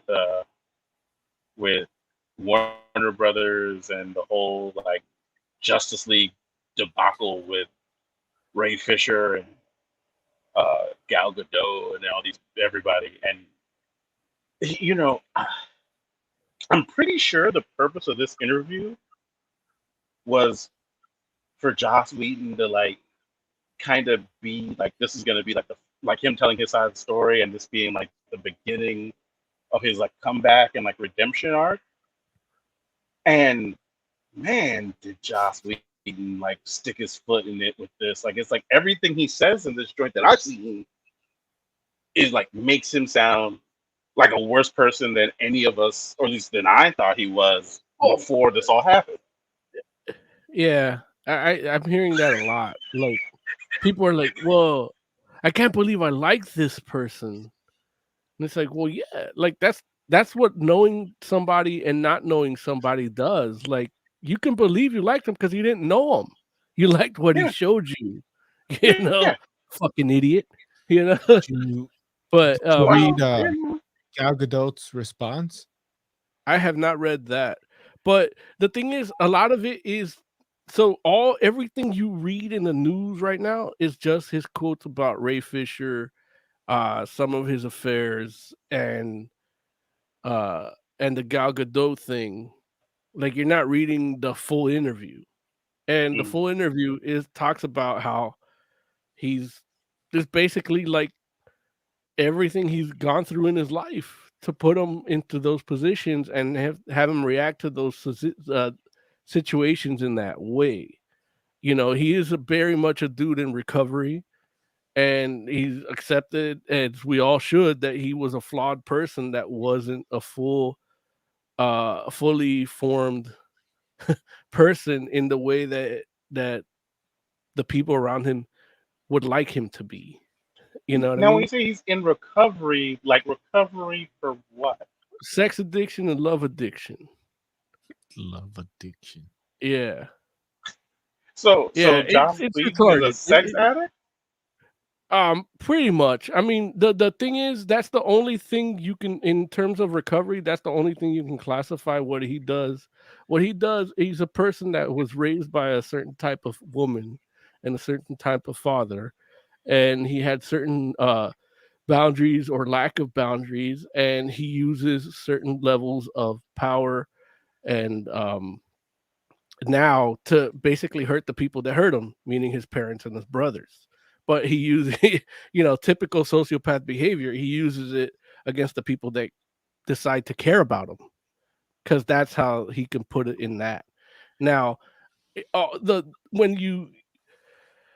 shit you hear in these other interviews is really just about the Wonder Woman thing. And yeah, he said those things. I'm not saying he didn't say those in the main interview. I'm just saying the interview it spent 10,000 words or something at some point just to tell you that this is a dude that's not a fully healed person yet. You know? And then what does that mean though when you say he's like not a fully healed person? That means that you're getting the guy in the, like, I mean, I don't know, Larry. Have you ever helped somebody through anything, like in terms of a crisis, or there's a moment where they're like, we're never in psychotherapy or in recovery, we're never fixed. But there's a moment where they're out of rehab and they're like, they see things a little clearly, but they haven't lived long enough in the healed way to treat these situations from that healed, emotionally sane, stable standpoint. You know what I mean? So then why is he giving an interview then? Because he needs to work. He's got taxes to pay. Like, this is it. This is like probably what his agent, the people around you tell you got to do this because you have to. He can't go sling lattes. You know what I mean? He can't. Well, and that's the thing. And Joss Whedon's not poor. But he's not rich either. Like, his house is at least worth $5 million. His house? No, he's not. I don't believe that. All right. You don't have to believe it, but just the fact that you own a house that the house itself costs $5 million, the land, who knows what it costs. There's a yearly tax on that. He can only sustain it for the next 4 or 5 years without having to work. Like why is that not a rich person? Like I don't understand. Like you're saying, like, oh, he can't. He can't. This is a whole. That's a whole discussion. Rich is an illusion, Larry. I but present to you Nicolas Cage. It's not. Yeah, it's not. There. Once you get to a certain level of income, you have a certain level of lifestyle, and then you can't go back. You can't go back. You absolutely can't go back. Like it's not. No, you can't. You can't tell me that. You can't. You've never gotten to that lifestyle. There's too many people. Well, yeah, I've never done it, but what I'm saying is there's too many people that have had nothing and got very rich and lived a lifestyle, and then they messed up and they went back to nothing. And some people make that money again. Give me one example of someone that was rich and then poor and then rich again. Yeah, no. That was poor, then rich, then poor again. Like MC Hammer. Yeah, but he found God, so he's rich spiritually. Yeah. I don't understand. Well, no, that's the thing. He became a televangelist, and then he took people's money. Like I don't know if he took people's money. He did. I don't. But what does that have to do with? That's what I'm saying. Like like he didn't go make music. He didn't make hits. He didn't go back to making hits that would give him the MC Hammer mansion. Like Joss Whedon's not going to go be or he might go to be a televangelist. He's in that crux right now. He's in that crossroads. What is he going to do for money? Like Joss Whedon can Joss Whedon was in trouble financially. Big house, here's the thing, and get Joss a Whedon, smaller house, Larry, and Larry, live fine. Like Larry, he's not. If he was a person that thinks, he wouldn't be in these situations. He's acting impulsively, and that's the thing. That person cannot do what you are explaining, Larry. That's what I'm telling you. The type of person. Lawrence is applying rational thought to an irrational mind. To a person that's been let his id run wild. I guess I don't know. I mean, like here, all I'm saying is, Joss Whedon had a career that was pretty much stable for a long time. Yeah, and he also had a huge divorce with no prenup. I mean, you could say the same thing for Weinstein. Doesn't mean he's a good dude. Look, we don't. That's not the point. The point is we're talking about financial stability. We're not talking about good food. Yeah. But Larry, he on top, like at the apex of that, he had a huge divorce with child support and no prenup. Right? That automatically takes 75%. Does he have kids? Yeah, he's got kids. Oh, you kidding me? He's as narcissistic and sociopath as he is. He probably jizzed in a bunch of people just to see his work, you know. Yeah. But I guess I just don't understand why he would. That automatically you can discount 75% right there of everything, because after that, what did he do? Out of desperation, he went and worked for Warner Brothers, rewriting a script. Like just giving show notes and consulting, not like the level that, jumping off of 2 Avengers movies, what they would have hired him for. That was when you say rewriting the script, are you talking about Justice League? Yeah. That's not a desperation move, right? Dude, when you look, one of the biggest comic book cinematic achievements, and you helm 2 of them, and then you're over here consulting on a Zack Snyder script of an inferior quality. That's a desperation move. That's you trying to make some money to pay some legal fees. Like you can't. This is from him being broke from the divorce. Okay, hey, like I would say so. I don't. No, I'm just saying, like you can't be like that high up and then play second fiddle uncredited like consultant to Zack Snyder. I mean, like I felt more so like they had a guy who has a particular expertise. Like they know, like, hey, Yeah. Nah. we no, how not? Like it's like No. But like go ahead. literally makes he made two ensemble or he made an ensemble cast superhero movie Right. and did it really well.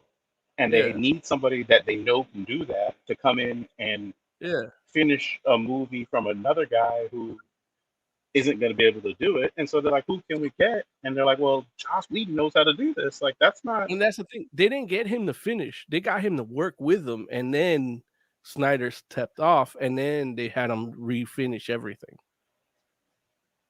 So he was working alongside him, consulting. Like, it's not, it was coming off the divorce. And again, you got to read that full interview. You get a sense of where he's coming from and why he's he's the way he is. And it's not excuse. They're not excuses. No, honestly, like, because I feel that all the news articles that I've read and people reposted were doing a disservice. Really? You're watching somebody that's probably going to kill themselves in the next 2 years. Like, this guy can't, like, he's not going to survive any of this. But I guess, like, is there a context that I could read that article in and I'll be like, oh, it makes sense for him to be like, well, Gal Gadot didn't understand what I was saying because she doesn't speak English as her first language. Not for you, Larry, because you don't know the mind of what it's like to be a out of control addict. Like, you don't know that. No, when you say an addict, like, we're talking about the sex addiction. The sex is a demon. The sex is a symptom. The real demon is something else, and it's a black hole of narcissism that he has that he can never feed.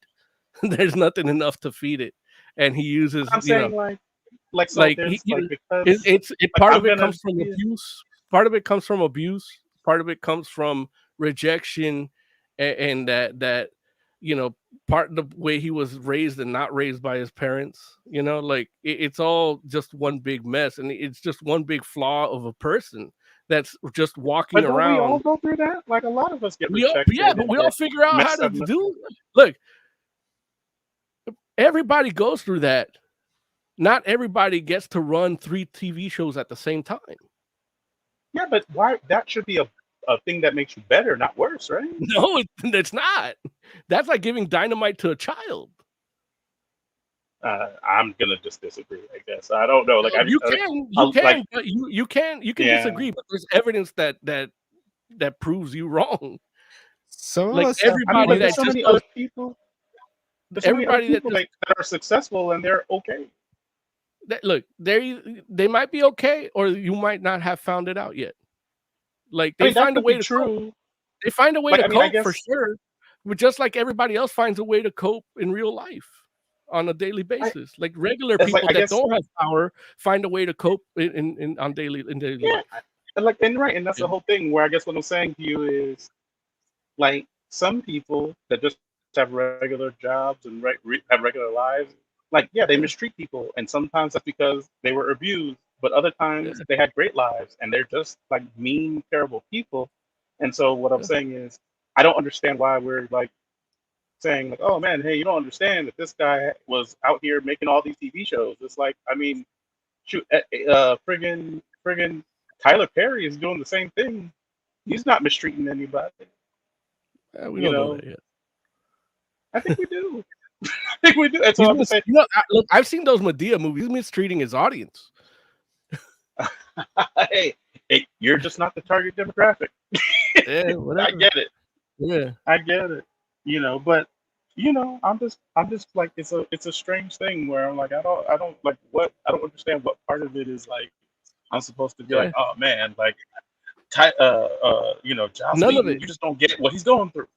No, I'm not saying. And here's the thing: you're mistaking me by it's all it is pulling a light. Like, it's not. I'm not saying, oh, there's excuses for this. There's actions that cause a reaction, and I see those now. Like, when you tell me all these things about Joss Whedon before, they sounded out of point because none of it like made sense from what I knew of Joss Whedon because of I judged him by his art. He's Now not look, even listening. yeah, no, he's listening. He's got the Bluetooth. No, I am.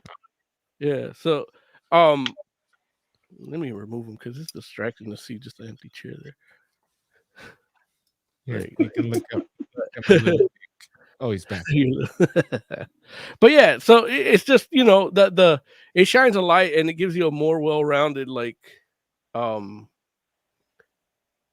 just to peer into, you know, I don't know, maybe I just like reading autobiographies, and when they tell too much about themselves, you're like, oh, that's why, you know.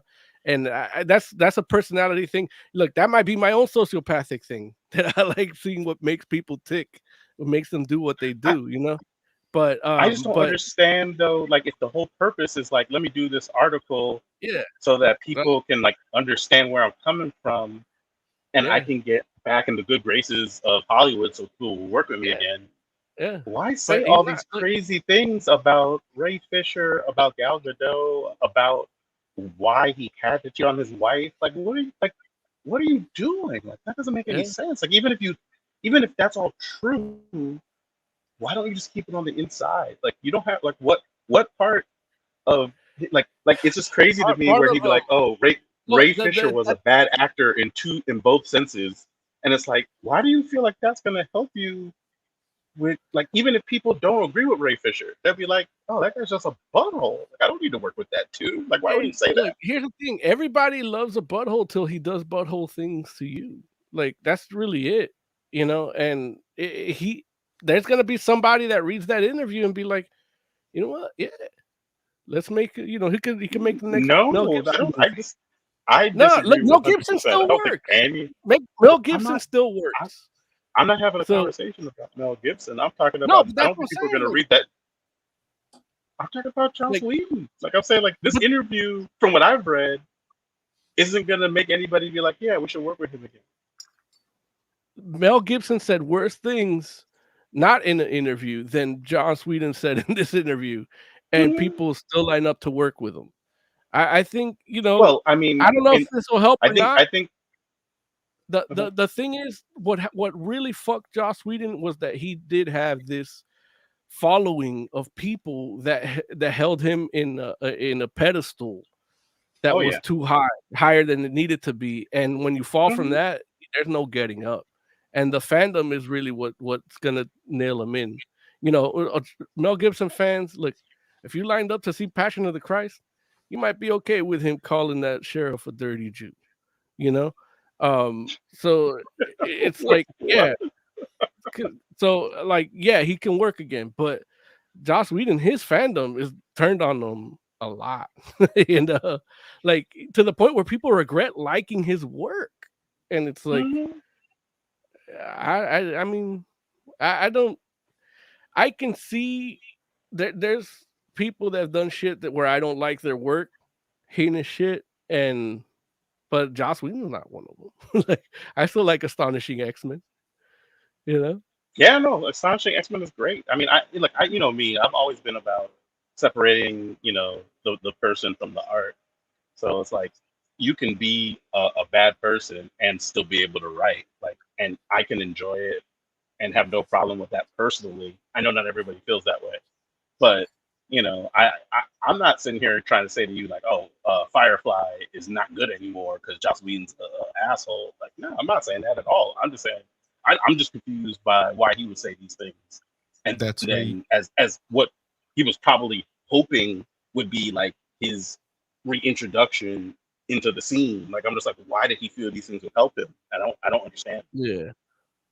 Yeah, well, he's not in the right frame of mind. He's still got a lot of work to do. He got 20 years worth of psychology to do, and he's Well, I not, feel you like know, his PR people need to be fired. right. Whoever Yeah, told well, him that's to do the that thing. interview should be He fired. should quit. He should quit show business and go live on a farm or something, or do, because it's not, you know, find something else that fulfills you, that black hole you got, that, you know, you don't have to depend on people for. Derek H in chat says he was addicted to Buffy the Vampire's sweet ass. I guess. Man. That's a terrible thing to say. I disagree with it vehemently. I disagree with. Did Buffy ever become a vampire? Nah, but you know what he meant. Yeah. Derek says he doesn't like the first Avengers movie anymore. No, jeez. Yeah, you're not gonna. I can't do it. I can't do it. So, what do we want to talk about next? Why the Last Man didn't get picked up on any other network? Man, Is that and I bad? won't. Like, I won't lie. I actually was enjoying the show. I did, but I can say that having not actually read the comic. Like, I'm sure I'll read the comic and then I'll be like, oh, you know what? I get why nobody wanted to pick this up. So, you watch that's unfortunate for them. I never watched Why the Last Man. Yeah. It didn't seem interesting. Yeah. I mean, there you go. It wasn't about the show was called Why the Last Man, about the last man, and it wasn't about the last man. It was about everybody else but him. You didn't feel like he was a big part of the show? Or a big enough part? Nah, not. I mean, like even the people they decide to show more of, because they're in the comics, they just show more of them, and they want the audience to identify with them instead of the main character, which defeats the purpose of that type of story. Like, this is his journey in this wasteland, and the people that there's people that are orbiting around them, both spiritually, literally, and literarily. And that's it, There's circumstance, and you're supposed, like, the challenge of a creative is to make the audience, no matter who they are, what race, creed, feel for this guy and his journey. And that's what the comic did. And the show decided to, you know what, nah, that doesn't need to be like that. And yeah, it definitely put, like, I haven't read like a substantial portion of the comic, obviously, but I read some of it, and I definitely do see that they put more emphasis on the women than the comic does. But I that being said, like, I also know that the comic was written in a different time, like, which not that long ago, but still in a different time than now. So I can understand why they would do that. The thing is, the commentary that it says in the book then is relevant still now. So that it would hit just as hard now. Like, you don't need to, like, what they do with the women isn't even like, it's not like they updated, like, they added things, like, to his sister, she's having an affair and she kills the guy, and, like, that wasn't in the comic. Like, that didn't need to be in there at all. Like, you just made her a worse person for no reason. Right. Well, yeah, I hear that. We have Caller. a caller. You are the fourth member of Fantastic Forum. Tell people who you are, where you're calling from, and what you want to talk about. This is Derek H. I'm calling Derek. from North Hollywood, Kakalaki. Actually, that's North Carolina. I'm in North Hollywood, California, so I don't know where I'm at. But you guys are going around in a circle about Joss Whedon, but you hit a point at one point, but then you went away from it when he's living in the same world that Harvey Weinstein is living in, where he can't get out of it because he's dug himself a hole so deep. So no matter what he says, he thinks he's gonna get himself out, but he's still in the mindset, just like Moses said, he's still in the mindset of when he was an evil person, and so he's gonna say evil things because that's what he thinks works, and so he doesn't know any better, and he won't know any better for a long time. And so, same way, if Harvey Weinstein came out right now and did an interview, he would say a lot of stuff about a whole bunch of money grubbing little hoes that's trying to take him down. And you say, why would he ever say that? That's what he thinks. That's the way he thinks. And Josh Whedon has gone for so many years being so what do you call it? So successful being this type of person that that's all you're gonna get from him. That's what works for him. So he can't go any other way. He doesn't know how to go any other way because to him that would be wrong. For him to say, "Oh, I'm sorry, I didn't mean to do that. I treated her wrong, or I shouldn't have said this to that black guy." He wouldn't even know how to say that. It doesn't even make any sense to say it in his head. It's like you to go around saying, "Dirt tastes good." I love eating dirt. Like, you would never say that because it doesn't make any sense to you. It doesn't make any sense to Joss Whedon to apologize for what he's done because he's been a evil person for so long, and he's been rewarded for being an evil person. So his brain is basically hardwired. Yeah, hardwired to be that person no matter what. So you're gonna get that for him for a long time. When you get in recovery, that's one of the things. Like, that's why that's why it didn't work for me, because you got to put it in the hands of a greater power, and I don't believe in a greater power. It's all like, what helped me was accepting responsibility for my own actions, and I'm gonna do what I'm gonna do, and I'm gonna face the consequences. And when the consequences get too great, then I know I need to stop. And that's just what worked for me. I'm not saying that's what you need to do out there. If you're struggling with any issues or anything, that's on you. Figure out what works for you. But for me, that's what didn't work. And that's kind of why he's doing it, because he's like, I'm in recovery. They told him he's a good person regardless of what he did. It's what he does from now on. Now, if you read that full interview, you hear about his current relationship, how he's working on it and all that. And he's doing things different, right? But we don't know that that's going to work, because he's still hardwired. He's still set in his place, and he still needs that validation. Part of why he had a lot of the sexual problems and the love addiction and sex addiction is because he had so much rejection, and he feels he has to make up for it now that he has the access and the power. Well, that's all good, but the main question is, do you or do you not think he got some of that Buffy booty? Did he I don't think so. You don't Sarah Gellar by season 5 when they actually when they killed her off, she was like, "Look, I'll do anything to get back in Joss." And Joss like, "Look, all you gotta do is a little bit of this, a little bit of that." And then when the other girl was going to do what's that, the cheerleader movie or whatever. You don't think that she went on to Josh and say, "Look, I can be a Buffy. I can do a little bit of this, a little bit of that," and you see all those bright shots he put in these movies. That's not on accident. That Gal Gadot's butt was prominently featured in a Justice League movie like 5 times, where there's just a close-up, long shot, held shot of Gal Gadot's booty. That's on purpose. Look, it happened in the Fast and Furious movie she was in too, right? That's on. Yeah, they got a. It happens with her. That said in this scene we're gonna have somebody fill your butt up, and we're gonna focus it on that. That's not, but that stuff doesn't happen by accident.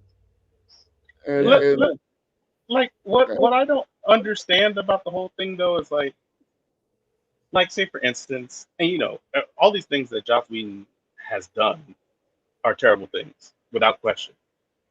But like when you compare it, like say for instance, to somebody like say a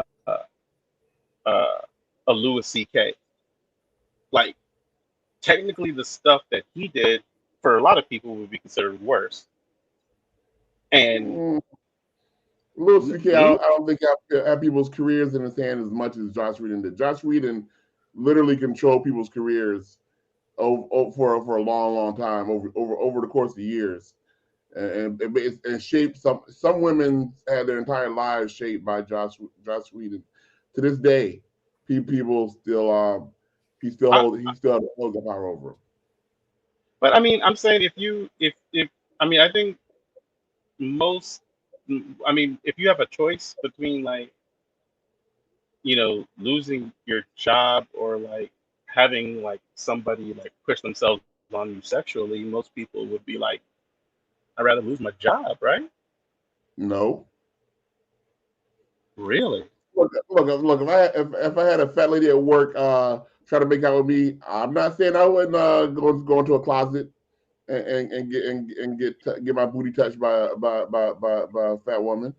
Well, as a man, you can feel that way, but I'm just saying. I think it's so. I'm just saying, but more than anything, I feel like Louis C.K.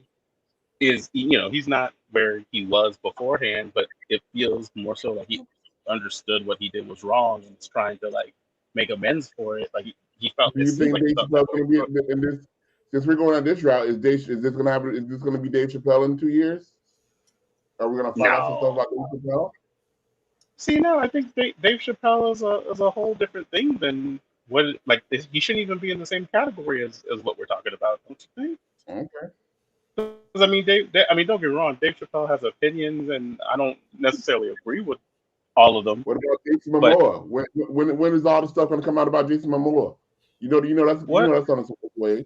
Look, Yeah. What are we going to do that's coming? You know why he got divorced.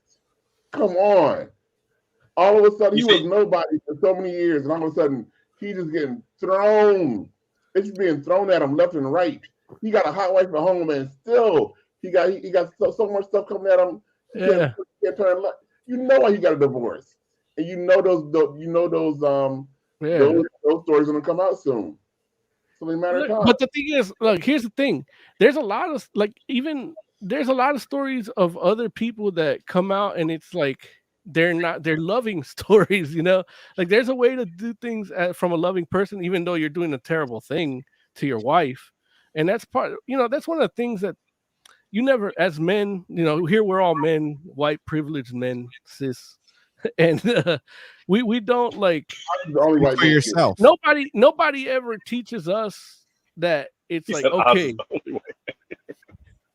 like nobody says, hey, I know Derek, because I know Derek personally, and we've talked, his upbringing's a certain way, Mr. H is not around, and Mr. Magnum left when I was 1.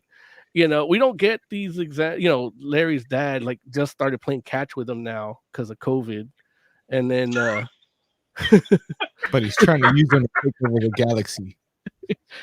So but that's the thing, like nobody teaches us how to do how to let go of certain things in our past to move forward as a part of being a man.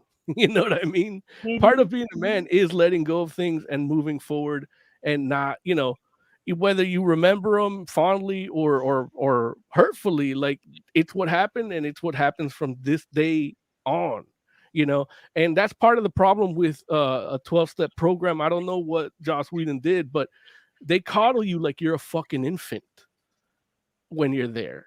Because they're like, you got to be born again and all this bullshit of religion and God and all this fucking horse shit.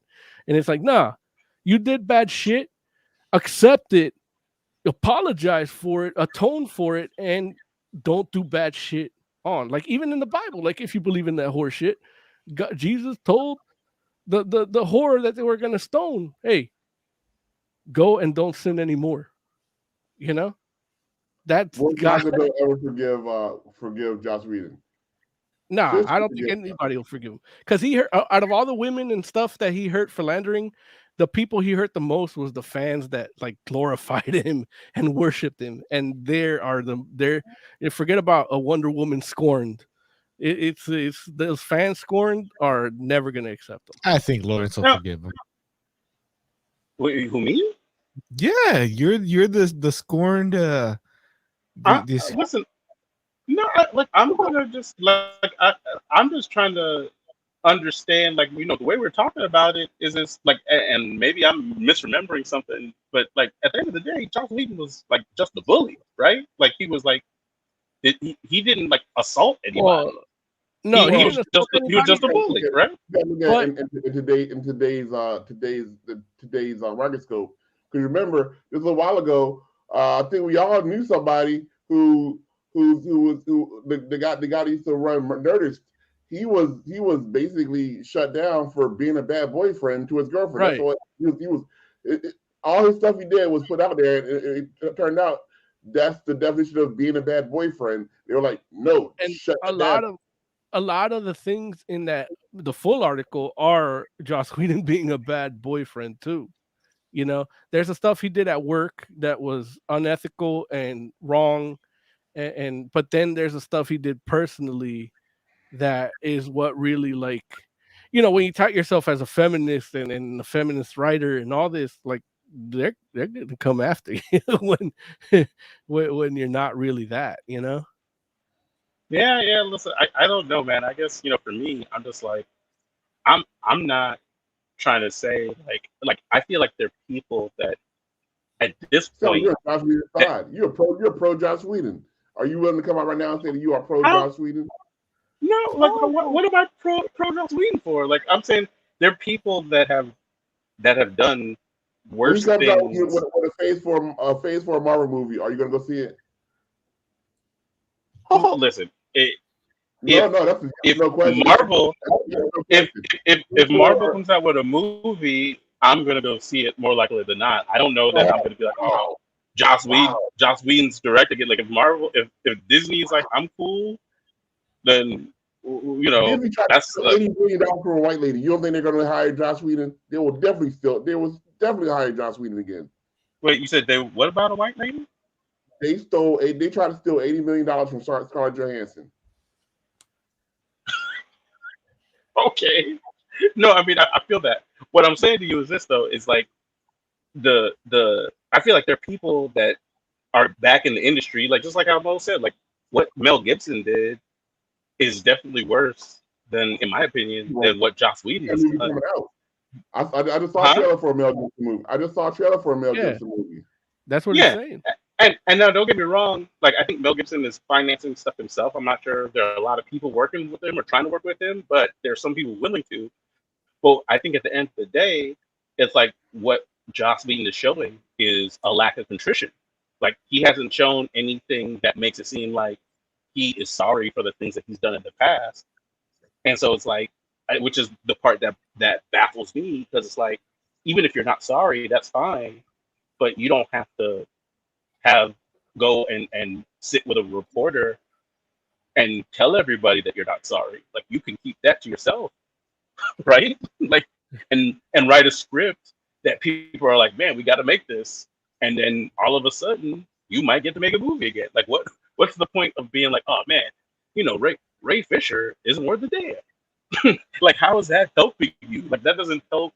That doesn't make you look like Ray Fisher was flying off the handle. Or if you mess around, you'd be like, oh man, you have to understand that I had to have sex with all those women because I didn't get to have sex with those women when I was a teenager because they thought I was a nerd. And it's like, no, you don't have to do that. Like, a lot of us didn't get to have sex with women when we were young because we were nerds, and we can still like have sex with one woman at a time.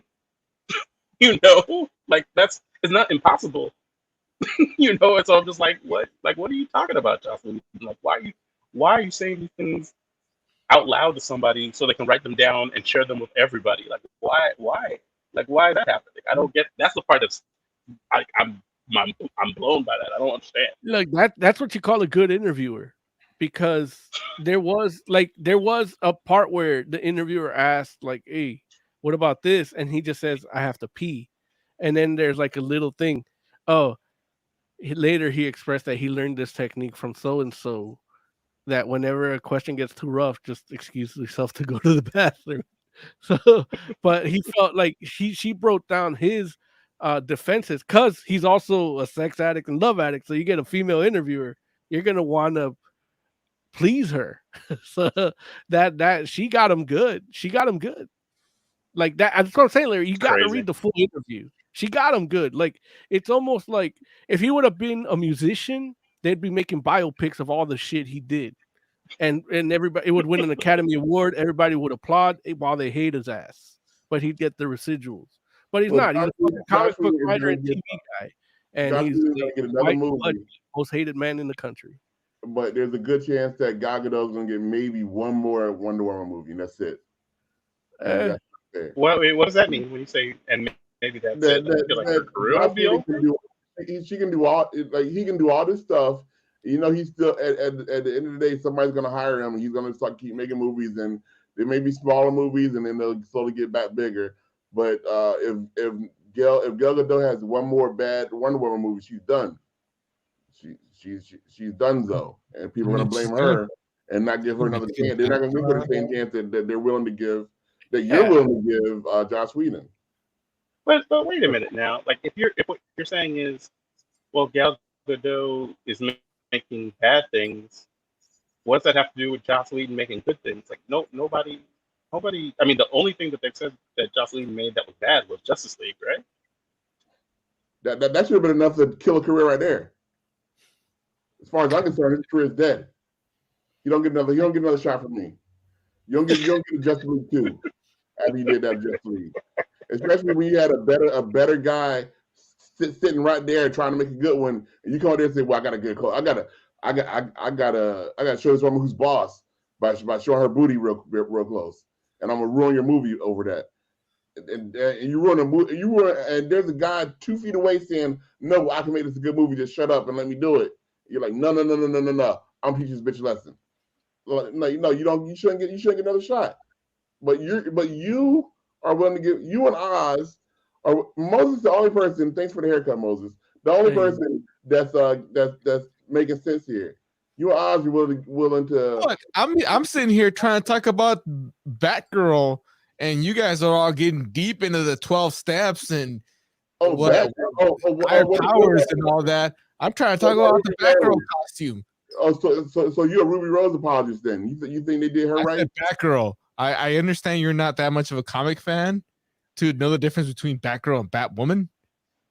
I know one of them's black. They're both black, aren't they now? Yeah, they're both now. Yeah. Oh wow! What? This world is so woke now. I remember when there was a black Batman for a week and a half, and they shut that down. Didn't they shut down the black Batman? Yeah. I mean, he still has books coming out, but the black Batman still has a book coming out. Yeah, it's called I Am Batman. Oh, woke. I ain't do. And this black Batwoman stuff, black Batgirl. I don't need no Batwoman with a weave. Oh wow. Wow. That show's bad. She don't even got a natural. If she was really Batwoman, she would have a natural. She wouldn't need no relaxer in her hair. Look at that. That makes no sense. I love Derek. But yeah, people are complaining. Oz, you got the news story? What's your news story? The leak of the costume? Yeah, it was just a picture of the costume. Okay. I just want to hear what you guys think. I don't like it. I like it. It's reminiscent of the Babs Tar redesign, which I love, but it just looks a little too tactical. People on Twitter were complaining that it was very masculine. And you know what I mean? That means her boobs are big enough. Yeah, it's not that's exactly they're like saying like where are the curves is what they're like asking. Yeah.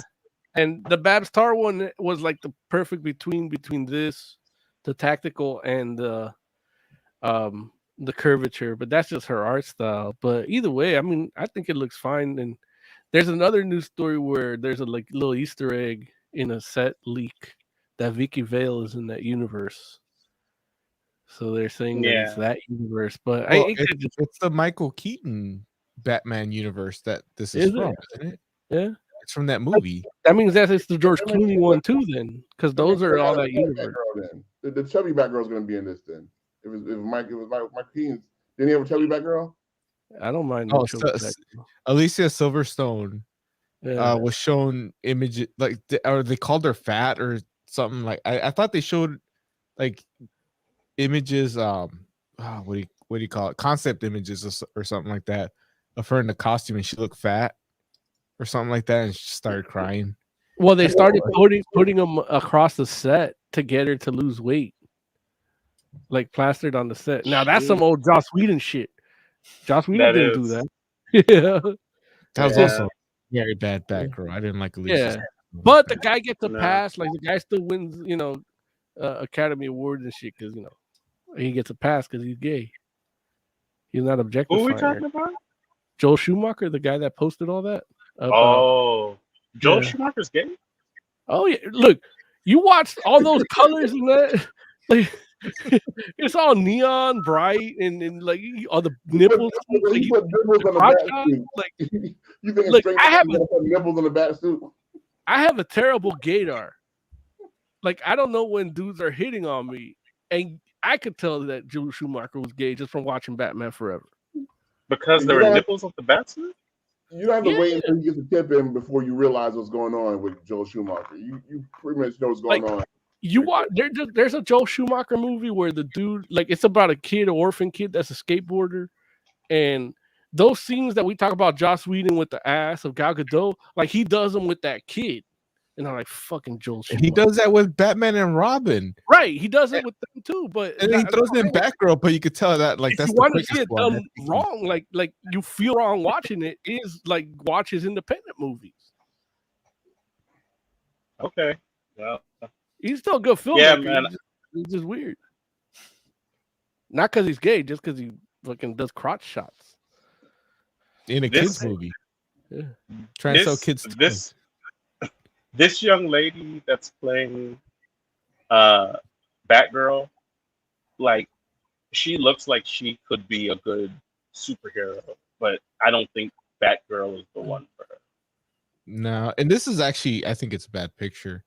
The way the lighting hits her cheekbone, it looks like she needs a sandwich. She got a 12-year-old boy's body. I'm not gonna say that.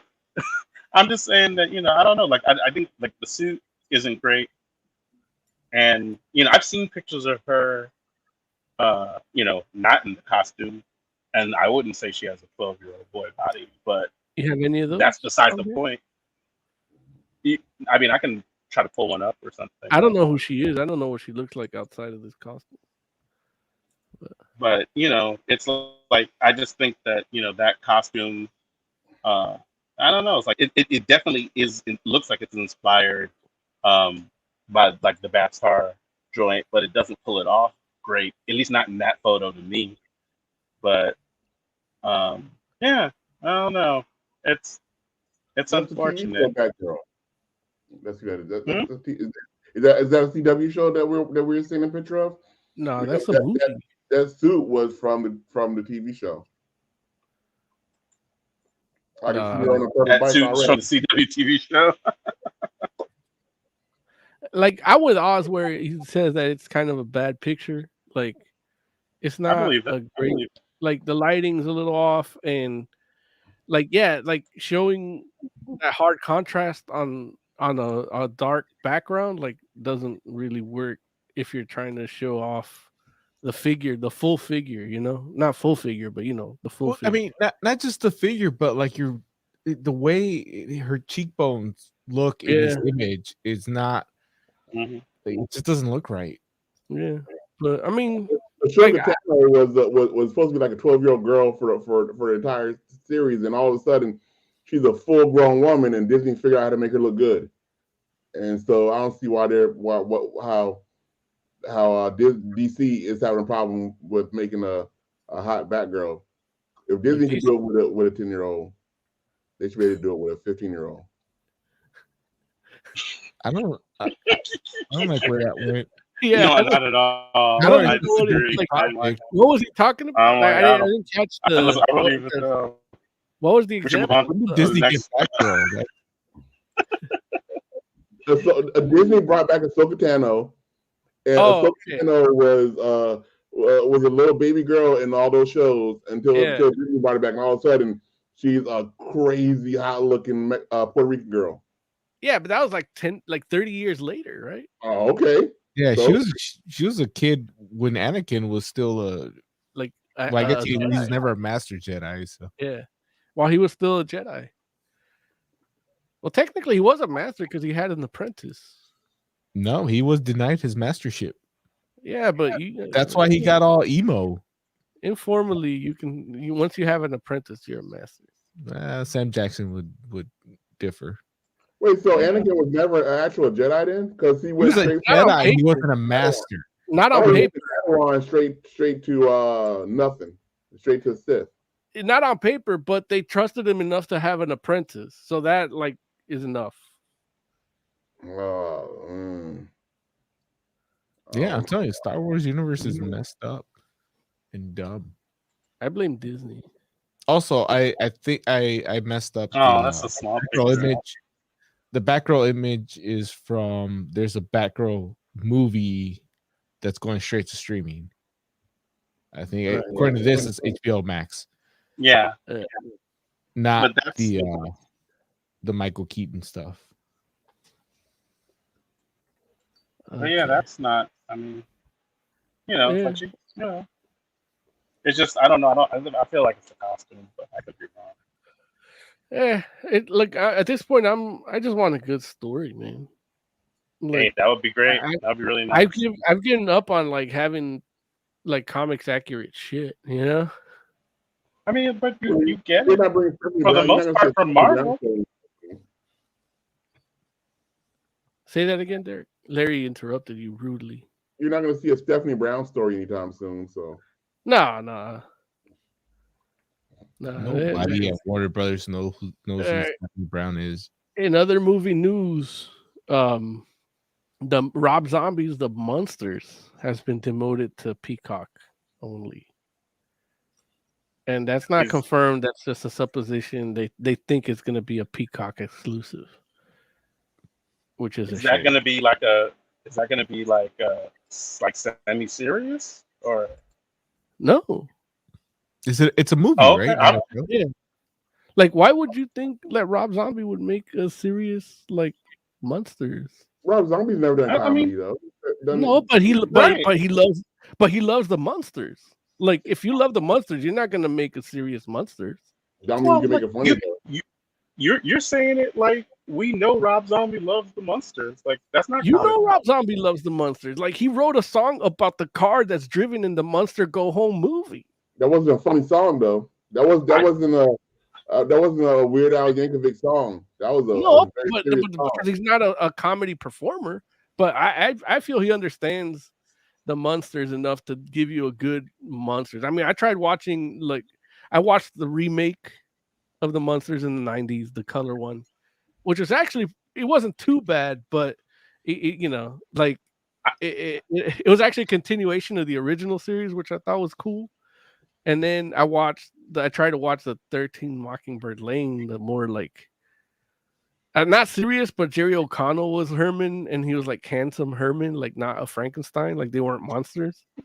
And that was terrible. So I think I think we're gonna get we're gonna get a good Monsters movie from Rob Zombie. I mean, you can't be mad for someone like looking at Rob Zombie's work, like his movie work, and then just being like, so is he gonna make like a regular Monsters movie, or is it gonna be like something edgy? Which I could be mad.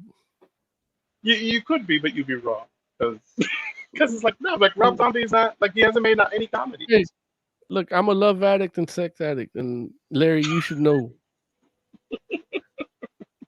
There it is. I know. It might even work because like Herman Munster and Lily Munster, and Lily was a vampire, or no, she was a Bride of Frankenstein or something. No, she was like a vampire type. Yeah. They had a kid. They had a real kid. Yeah. With, a little Eddie Munster. So that means that Herman and Lily were getting it on. Well, they're married. Here's the thing. So Lily, the werewolf. Remember how like Dracula had those wolves and stuff? Like he would turn into a wolf. Like that aspect of Dracula went into Lily and went into Eddie. So what about Marilyn? Marilyn is the ugly like reject of the family. Like, no family likes her. That's why she's there with them. She's like the cousin, right? She's the black sheep. She's Eddie's cousin, and the other family like doesn't like her because she doesn't fit in because she's like normal. So all that's going to be in the movie then. I haven't seen a casting for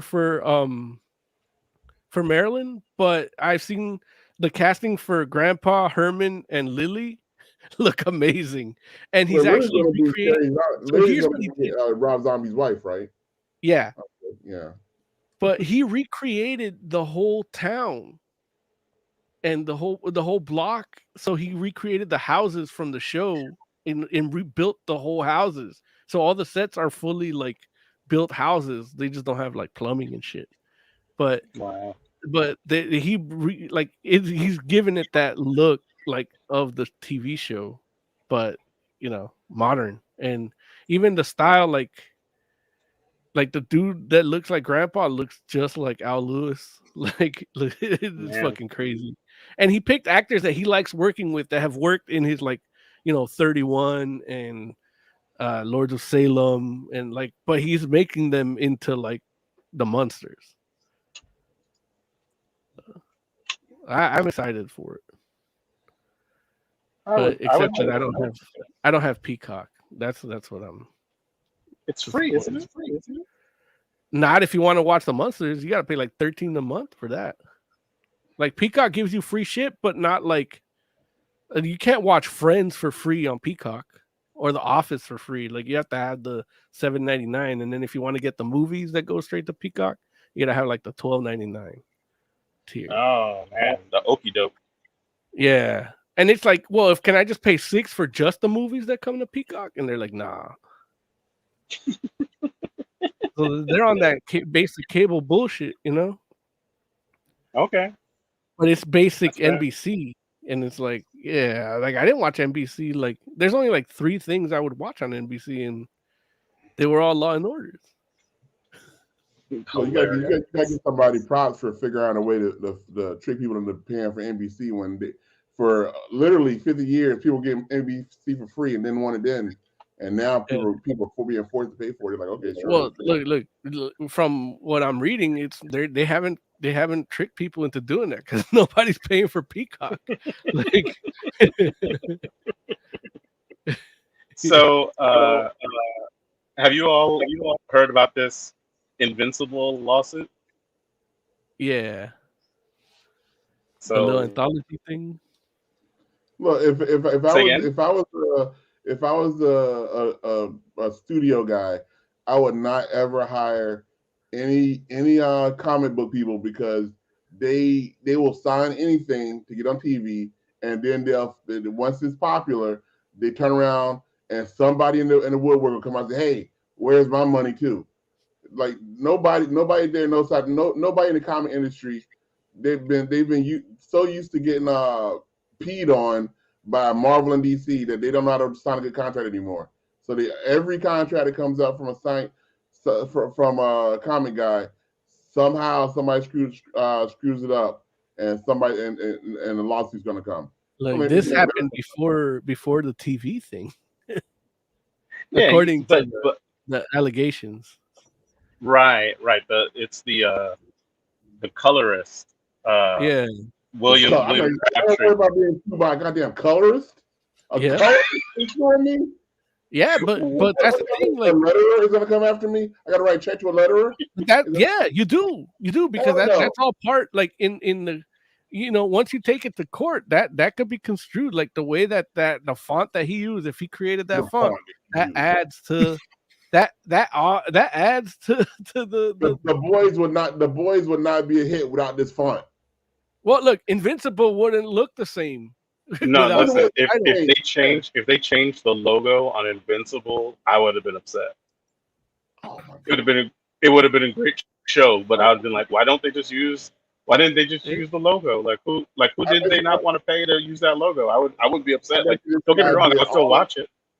He did all his arguing through a lawyer because he did not show up at a studio in somebody's office saying I was a colorist, where's my check? Because the secretary would have slapped him. Here's the thing, Derek. So Larry, you have the story, correct me if I'm wrong. Mm-hmm. The colorist basically alleges that Kirkman told him, hey, sign away your rights for right now because it'll be easier to sell it to the studio, and then we're gonna break you off once we get paid out. And then he signed away his right. If I was a judge, I'd be like, and you signed that and you believed him? Like that's your fault. Like you are a grown ass man, and you said, sign your ass away. I'll get you later. But there's actual legal precedent for predatory contract practices now, so he has a case. You know, now it's all about the evidence. That's exactly how it went down. Where he was just like Kirkman, basically what he's saying or what he's alleging is Kirkman said, it will be easier for me to be able to negotiate and sell this show if I can just, basically be the person that will negotiate for all of us. And he's like, so I need you to sign this to, basically authorize me to be able to be that guy. And then, when the show's a hit, we'll break you off, because you're one of the creators of Invincible. He did no such thing. Is he gonna sue the African prince that promised him the millions? Well, listen, I mean, customs or whatever the thing is. Listen, are we gonna really be fault artists for not having good business sense? It's like, no, you can't. And here, I've always said this. I used to work at the supply store, and I used to be like, let me sell your art because you don't know how to sell. When you do an art show, put 3 or 4 paintings, and just put that they're sold. And then when just the artist making them believe that you sold them for this amount, and then you'll sell paintings. They don't know business. That's why they're good at art, because they don't know business. And the thing is, it's not like he was like, oh well, I'm dealing with somebody that I've never dealt with before. He's dealing with the guy that he's been his friend, basically his collaborator for at this point almost a decade, right? Yeah. So he's thinking oh, it'll be fine. And then he gets screwed. So it's unfortunate because realistically, which I don't know, man. I don't what's to say about Robert Kirkman. I feel like there's only so many times somebody that you work with can come and say, "Hey, man, you screwed me," before you start looking at them dude, why do these people keep saying that you're not dealing on the level with them? You can't be successful unless you're willing to lose friends. That's just the law of business. I don't believe that. Why do you think we're still? But then maybe right. That might be why I'm not successful. Maybe I'm it's all right. I'm screwing Joe next week. Well, he screwed us. That's why he's not coming, because he's making his money on his music. Joe's out here doing that album. Could have been on our channel, and we could have just got that ad revenue. We are legally not allowed to use his music, right? Yeah, we would get a copyright strike on this channel if we put one of his songs on. Yeah. Oh, that's but it's that music could have been on this channel. We created this channel for all 4 of us to express ourselves in different ways. Should I take his sound clip off that intro? No, because that's not on the album. We actually, it's not on the album, and we actually, we discussed that we all get if we actually sell that, we all get it 4 parts. We split in 4 parts. So, what do you all think about the Microsoft Activision thing, the acquisition? How did that go through? How did that not get stopped by the government? That shows you how messed up our government is. That should have been shut down immediately. But you know why it didn't? Because they're too busy realizing they didn't think this 5G thing through. The planes are going to fall out of the sky. They're like, oh, shit, we forgot to do that. Granted, if you show tits on TV, they're on it, but we got to deploy 5G and the planes have to still fly. They didn't figure that out and they let this slide. They let the Disney Fox thing slide. It doesn't feel right. Is that I don't know. Am I just it sounds a lot raider like at heart? It sounds a lot like this doesn't feel like a monopoly to me. Yeah, because you're you, Larry. Well, didn't Activision have a bunch of Josh Whedon type stuff happen over there a little while ago? Yeah, they had to change the character's everybody's name. cool with them now. As soon as a new Call of Duty came out, and everybody's cool with them, and nobody said nothing bad about Call of Duty when that came out because Activision, and now Microsoft said, hey, here's $70 billion. You bunch of rapists and misogynists. We don't care.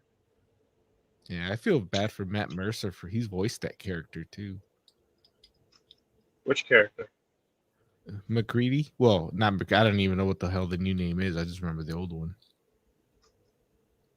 Why did they have to change it? Because he was named after the dude that had the controversy. Oh, the controversy. Oh, yeah. So they had to just change the character's name.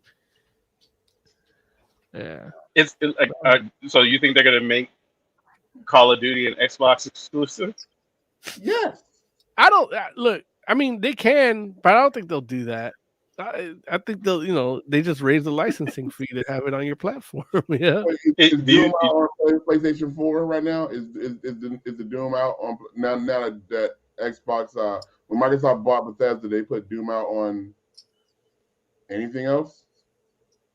Yeah, well, I guess. Yeah. No, Bethesda stuff is definitely Fallout's still on PlayStation. Yeah. They released like the stuff that was supposed to that had already been said that they're going to release it on PlayStation. They did, and stuff that is like still in development. They're like, yeah, like Starfield is going to be Xbox exclusive and stuff like that now. But I'm just wondering if they might try to use this as leverage because you know it feels like Microsoft is really trying hard to do the whole cross-play thing, like cross-platform stuff. And I wonder if they might try to use Call of Duty as a leverage piece to try to get Sony on board for that. Because they're like, you know, if you're like, hey, we'll give you Call of Duty, but we need it all to be cross-play. And, you know, then they're like, and on top of that, we want those universal ban lists. You know, like they might mess around and make that a reality because Sony might be like, man, I guess we have to play ball if they got Call of Duty. Well, people don't understand how big, I didn't know Microsoft had $70 billion laying around for Activision. That's way too much money for that company. But listen, Sony has a ton of money. Sony's making cars out there. Don't nobody even know about it. So Sony will say F you and walk away from a lot of stuff. They got movie companies. Well, they said F you to Disney for a long time before they still get money from the new Star Wars movie. Disney still has to pay Sony money. That's how big Sony is. That they were able to strong arm Disney. And don't forget, that's true. Disney tried to screw Scarlett Johansson out of $80 million. So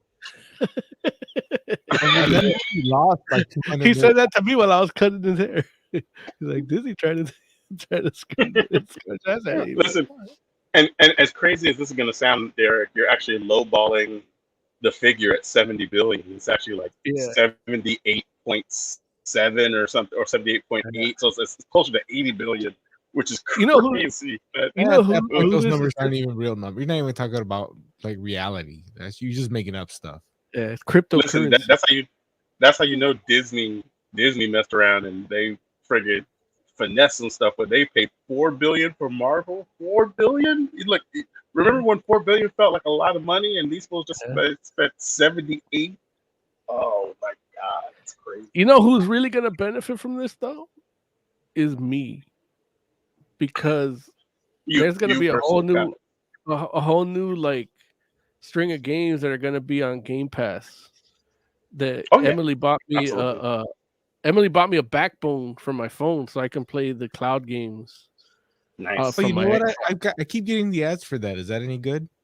It's pretty good, but it you know what sucks about it is the fucking the X Cloud. Like it's still in beta. So a lot of the games that I want to play, like stuff that I from 360 that I couldn't finish, and now I have time that like I can just jump in and finish, are like they don't load on time. So I don't know if it's I'm on a good Wi-Fi and everything, but it's just their infrastructure is a little lacking. And then I try to do Stadia. Stadia is a piece of shit. I didn't like it. So you gotta have really okay. Like if you play iOS games, like it's gonna work really good. Like if you get Knights of the Old Republic on iOS, like it's gonna be really good with that control, you know. So that shit works really well. Republic. Yeah. What's wrong with that? See, remastered. Nothing's wrong with the game, but it's like, but it doesn't matter. It's not like your phone can play Knights of the Old Republic. That's what I'm saying. You play on Yeah, your phone. yeah, but I'm saying like that's not a game that like you would use to be like, oh yeah, that worked great. Like, of course it Oh worked no, great. no, It's but like no. I'm saying because you don't have to deal with the Xbox Game Cloud in that respect. Oh, Like, but I know like I played the Conan game.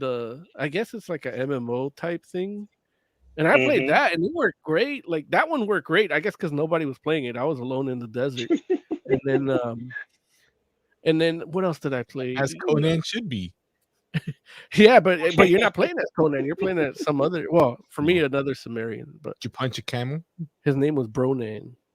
can you punch camels in that game? I didn't find a camel. I said I was alone in the desert. I saw this bat beast that comes out in one of the books. Like I think the Sword in the Phoenix, and I saw him like, oh, I'm gonna fuck this motherfucker up, and he flew away. And then I just got a tablet to read. But yeah, so that's all that happened. Is that the guys that actually started Activision? I remember I was alive when Activision first got started from a bunch of low-level programmers over at Atari that left Atari, and they started Activision. And like David Crane, Gary Kitchen, like David Crane is still making crappy games for crappy companies right to this day. He's not going to see a dime of that of those billions. They're not going to send him a check, a console. Because he keep making crappy games. He didn't make no Tony Hawk Pro Skater. Yeah, he did. He made Pitfall. He made Ghostbusters. Like David Crane made some great stuff. He should get at least $3 billion out of this, and he ain't gonna get nothing. He's gonna get going to work tomorrow. He's going to work tomorrow morning, and when he read this news, he's like, "That's nice. I got downtime to get in the car and drive to work." And the crappy, crappy Corolla. If he started Activision, that means he had stake in the company at some point, and at some point he decided to sell it, right? No, that's not how business works, Lawrence. I'm sorry. I'm pretty sure that's exactly how business works. Like, it's like nobody can, like, they didn't force him out or anything, right? Did you see the Apple movie? When Steve Wozniak was standing in the back of the theater, trying to say, please just say a word about the Apple II, please, and the Mac people were like screw you, Wozniak. All you did was start this company. Now get out of here. Yeah. And, like that, you go watch the movie. That's happening again. And yeah, it goes back. Is going to happen to happen. Not going to happen. Has already happened to David Crane and Gary Kitchen. But Woz kept his shares and made a whole bunch of money, right? I don't know. I'm pretty sure the answer to that is yes. Yes. Wozniak made a whole bunch of money. And don't get me wrong, I'm not trying to say, Crane made out great or anything, because I don't know when he decided to go his shares, but I'm just saying, maybe he should have stuck around for the long haul. I don't know. Did you just say Wozniak has money? Yeah, Larry Wozniak ain't got no money. Please, doesn't he? Nah. Big Man says Microsoft is trying to get Game Pass on all platforms and take over that way, and hopefully, I mean, if it works, it works. Like I don't want to have to buy a Series S. Like, I want to just play it on my phone. Okay. Just because like, I can't find one for one. I think I found one the other day and I almost bought it, and I'm like, what game am I even gonna play on this? Like, I'm just gonna play whatever's in my xCloud and my Game Pass, which, everything is available for every platform. So I'm not gonna. Game Pass. Game Pass has a lot of good games on it. Right, and I can already play them. Just get a vaccine and you'll be able to play the games automatically. You'll be able to plug them straight in your brain. Steve Wozniak's net worth is $10 million. Does that sound like the co-founder of Apple? $10 million? Yeah. Nothing. Well, but what I'm saying is, it's more than I thought. But it's come on. Wasn't he again? This is the whole thing I'm saying is like this is about when he decided to sell his shares in the company. Wozniak, he started the company. He created all that stuff. Like you can't buy an Apple and not think about him. Technically, if he would have done things right. But what I'm saying is, if he was like all about like, hey, say the name of this computer, and they didn't do that, and he's like, well, guess what? I'm leaving, and y'all not gonna be able to do this without me. And he sold his shares, and he has his 10 million now. But it turned out they were able to do it without him, and now the company's worth whatever billion. It's like, well, you made the wrong bet, right? Like that's like that's like being Dame Dash. But the letterer, for whatever the hell we were talking earlier, he can sue. Yeah, how can a colorist sue? If they told him, hey, you leave and we'll give you this money, but on the back end we'll give you more of the company later, that's a whole different thing. But nobody told him that. He actually understood the business deal he was making. Now I understand how you are. He made the wrong bet. Like, it's like you sound like you're all Joss Whedon. Guess what? Joss Whedon, you're the biggest fan. Joss Whedon's the biggest fan. I can hear it in your voice already. Look, she didn't have to have a part if she wanted to. We didn't force her to bend over in front of me, but she did. So I saw both the Steve Jobs movies. That dude was not like he's shady as fuck. I bet he probably did tell Wozniak, "Hey, we'll hook you up later. Just keep coding." Hey, again, he was another dude. They did have a lot of, there's reasons for that. That's it. Now he's dead. Dealt with people like that. PC killed him. Yeah, PC. All right, we got any other stories? Nah, man, it's time to go, man. We didn't have Joe to tell us about the Type 2, man. I looked at the clock. I'm like, ah, shit. All right. Derek H, man, thank you for calling in today, man. It's good to hear your voice.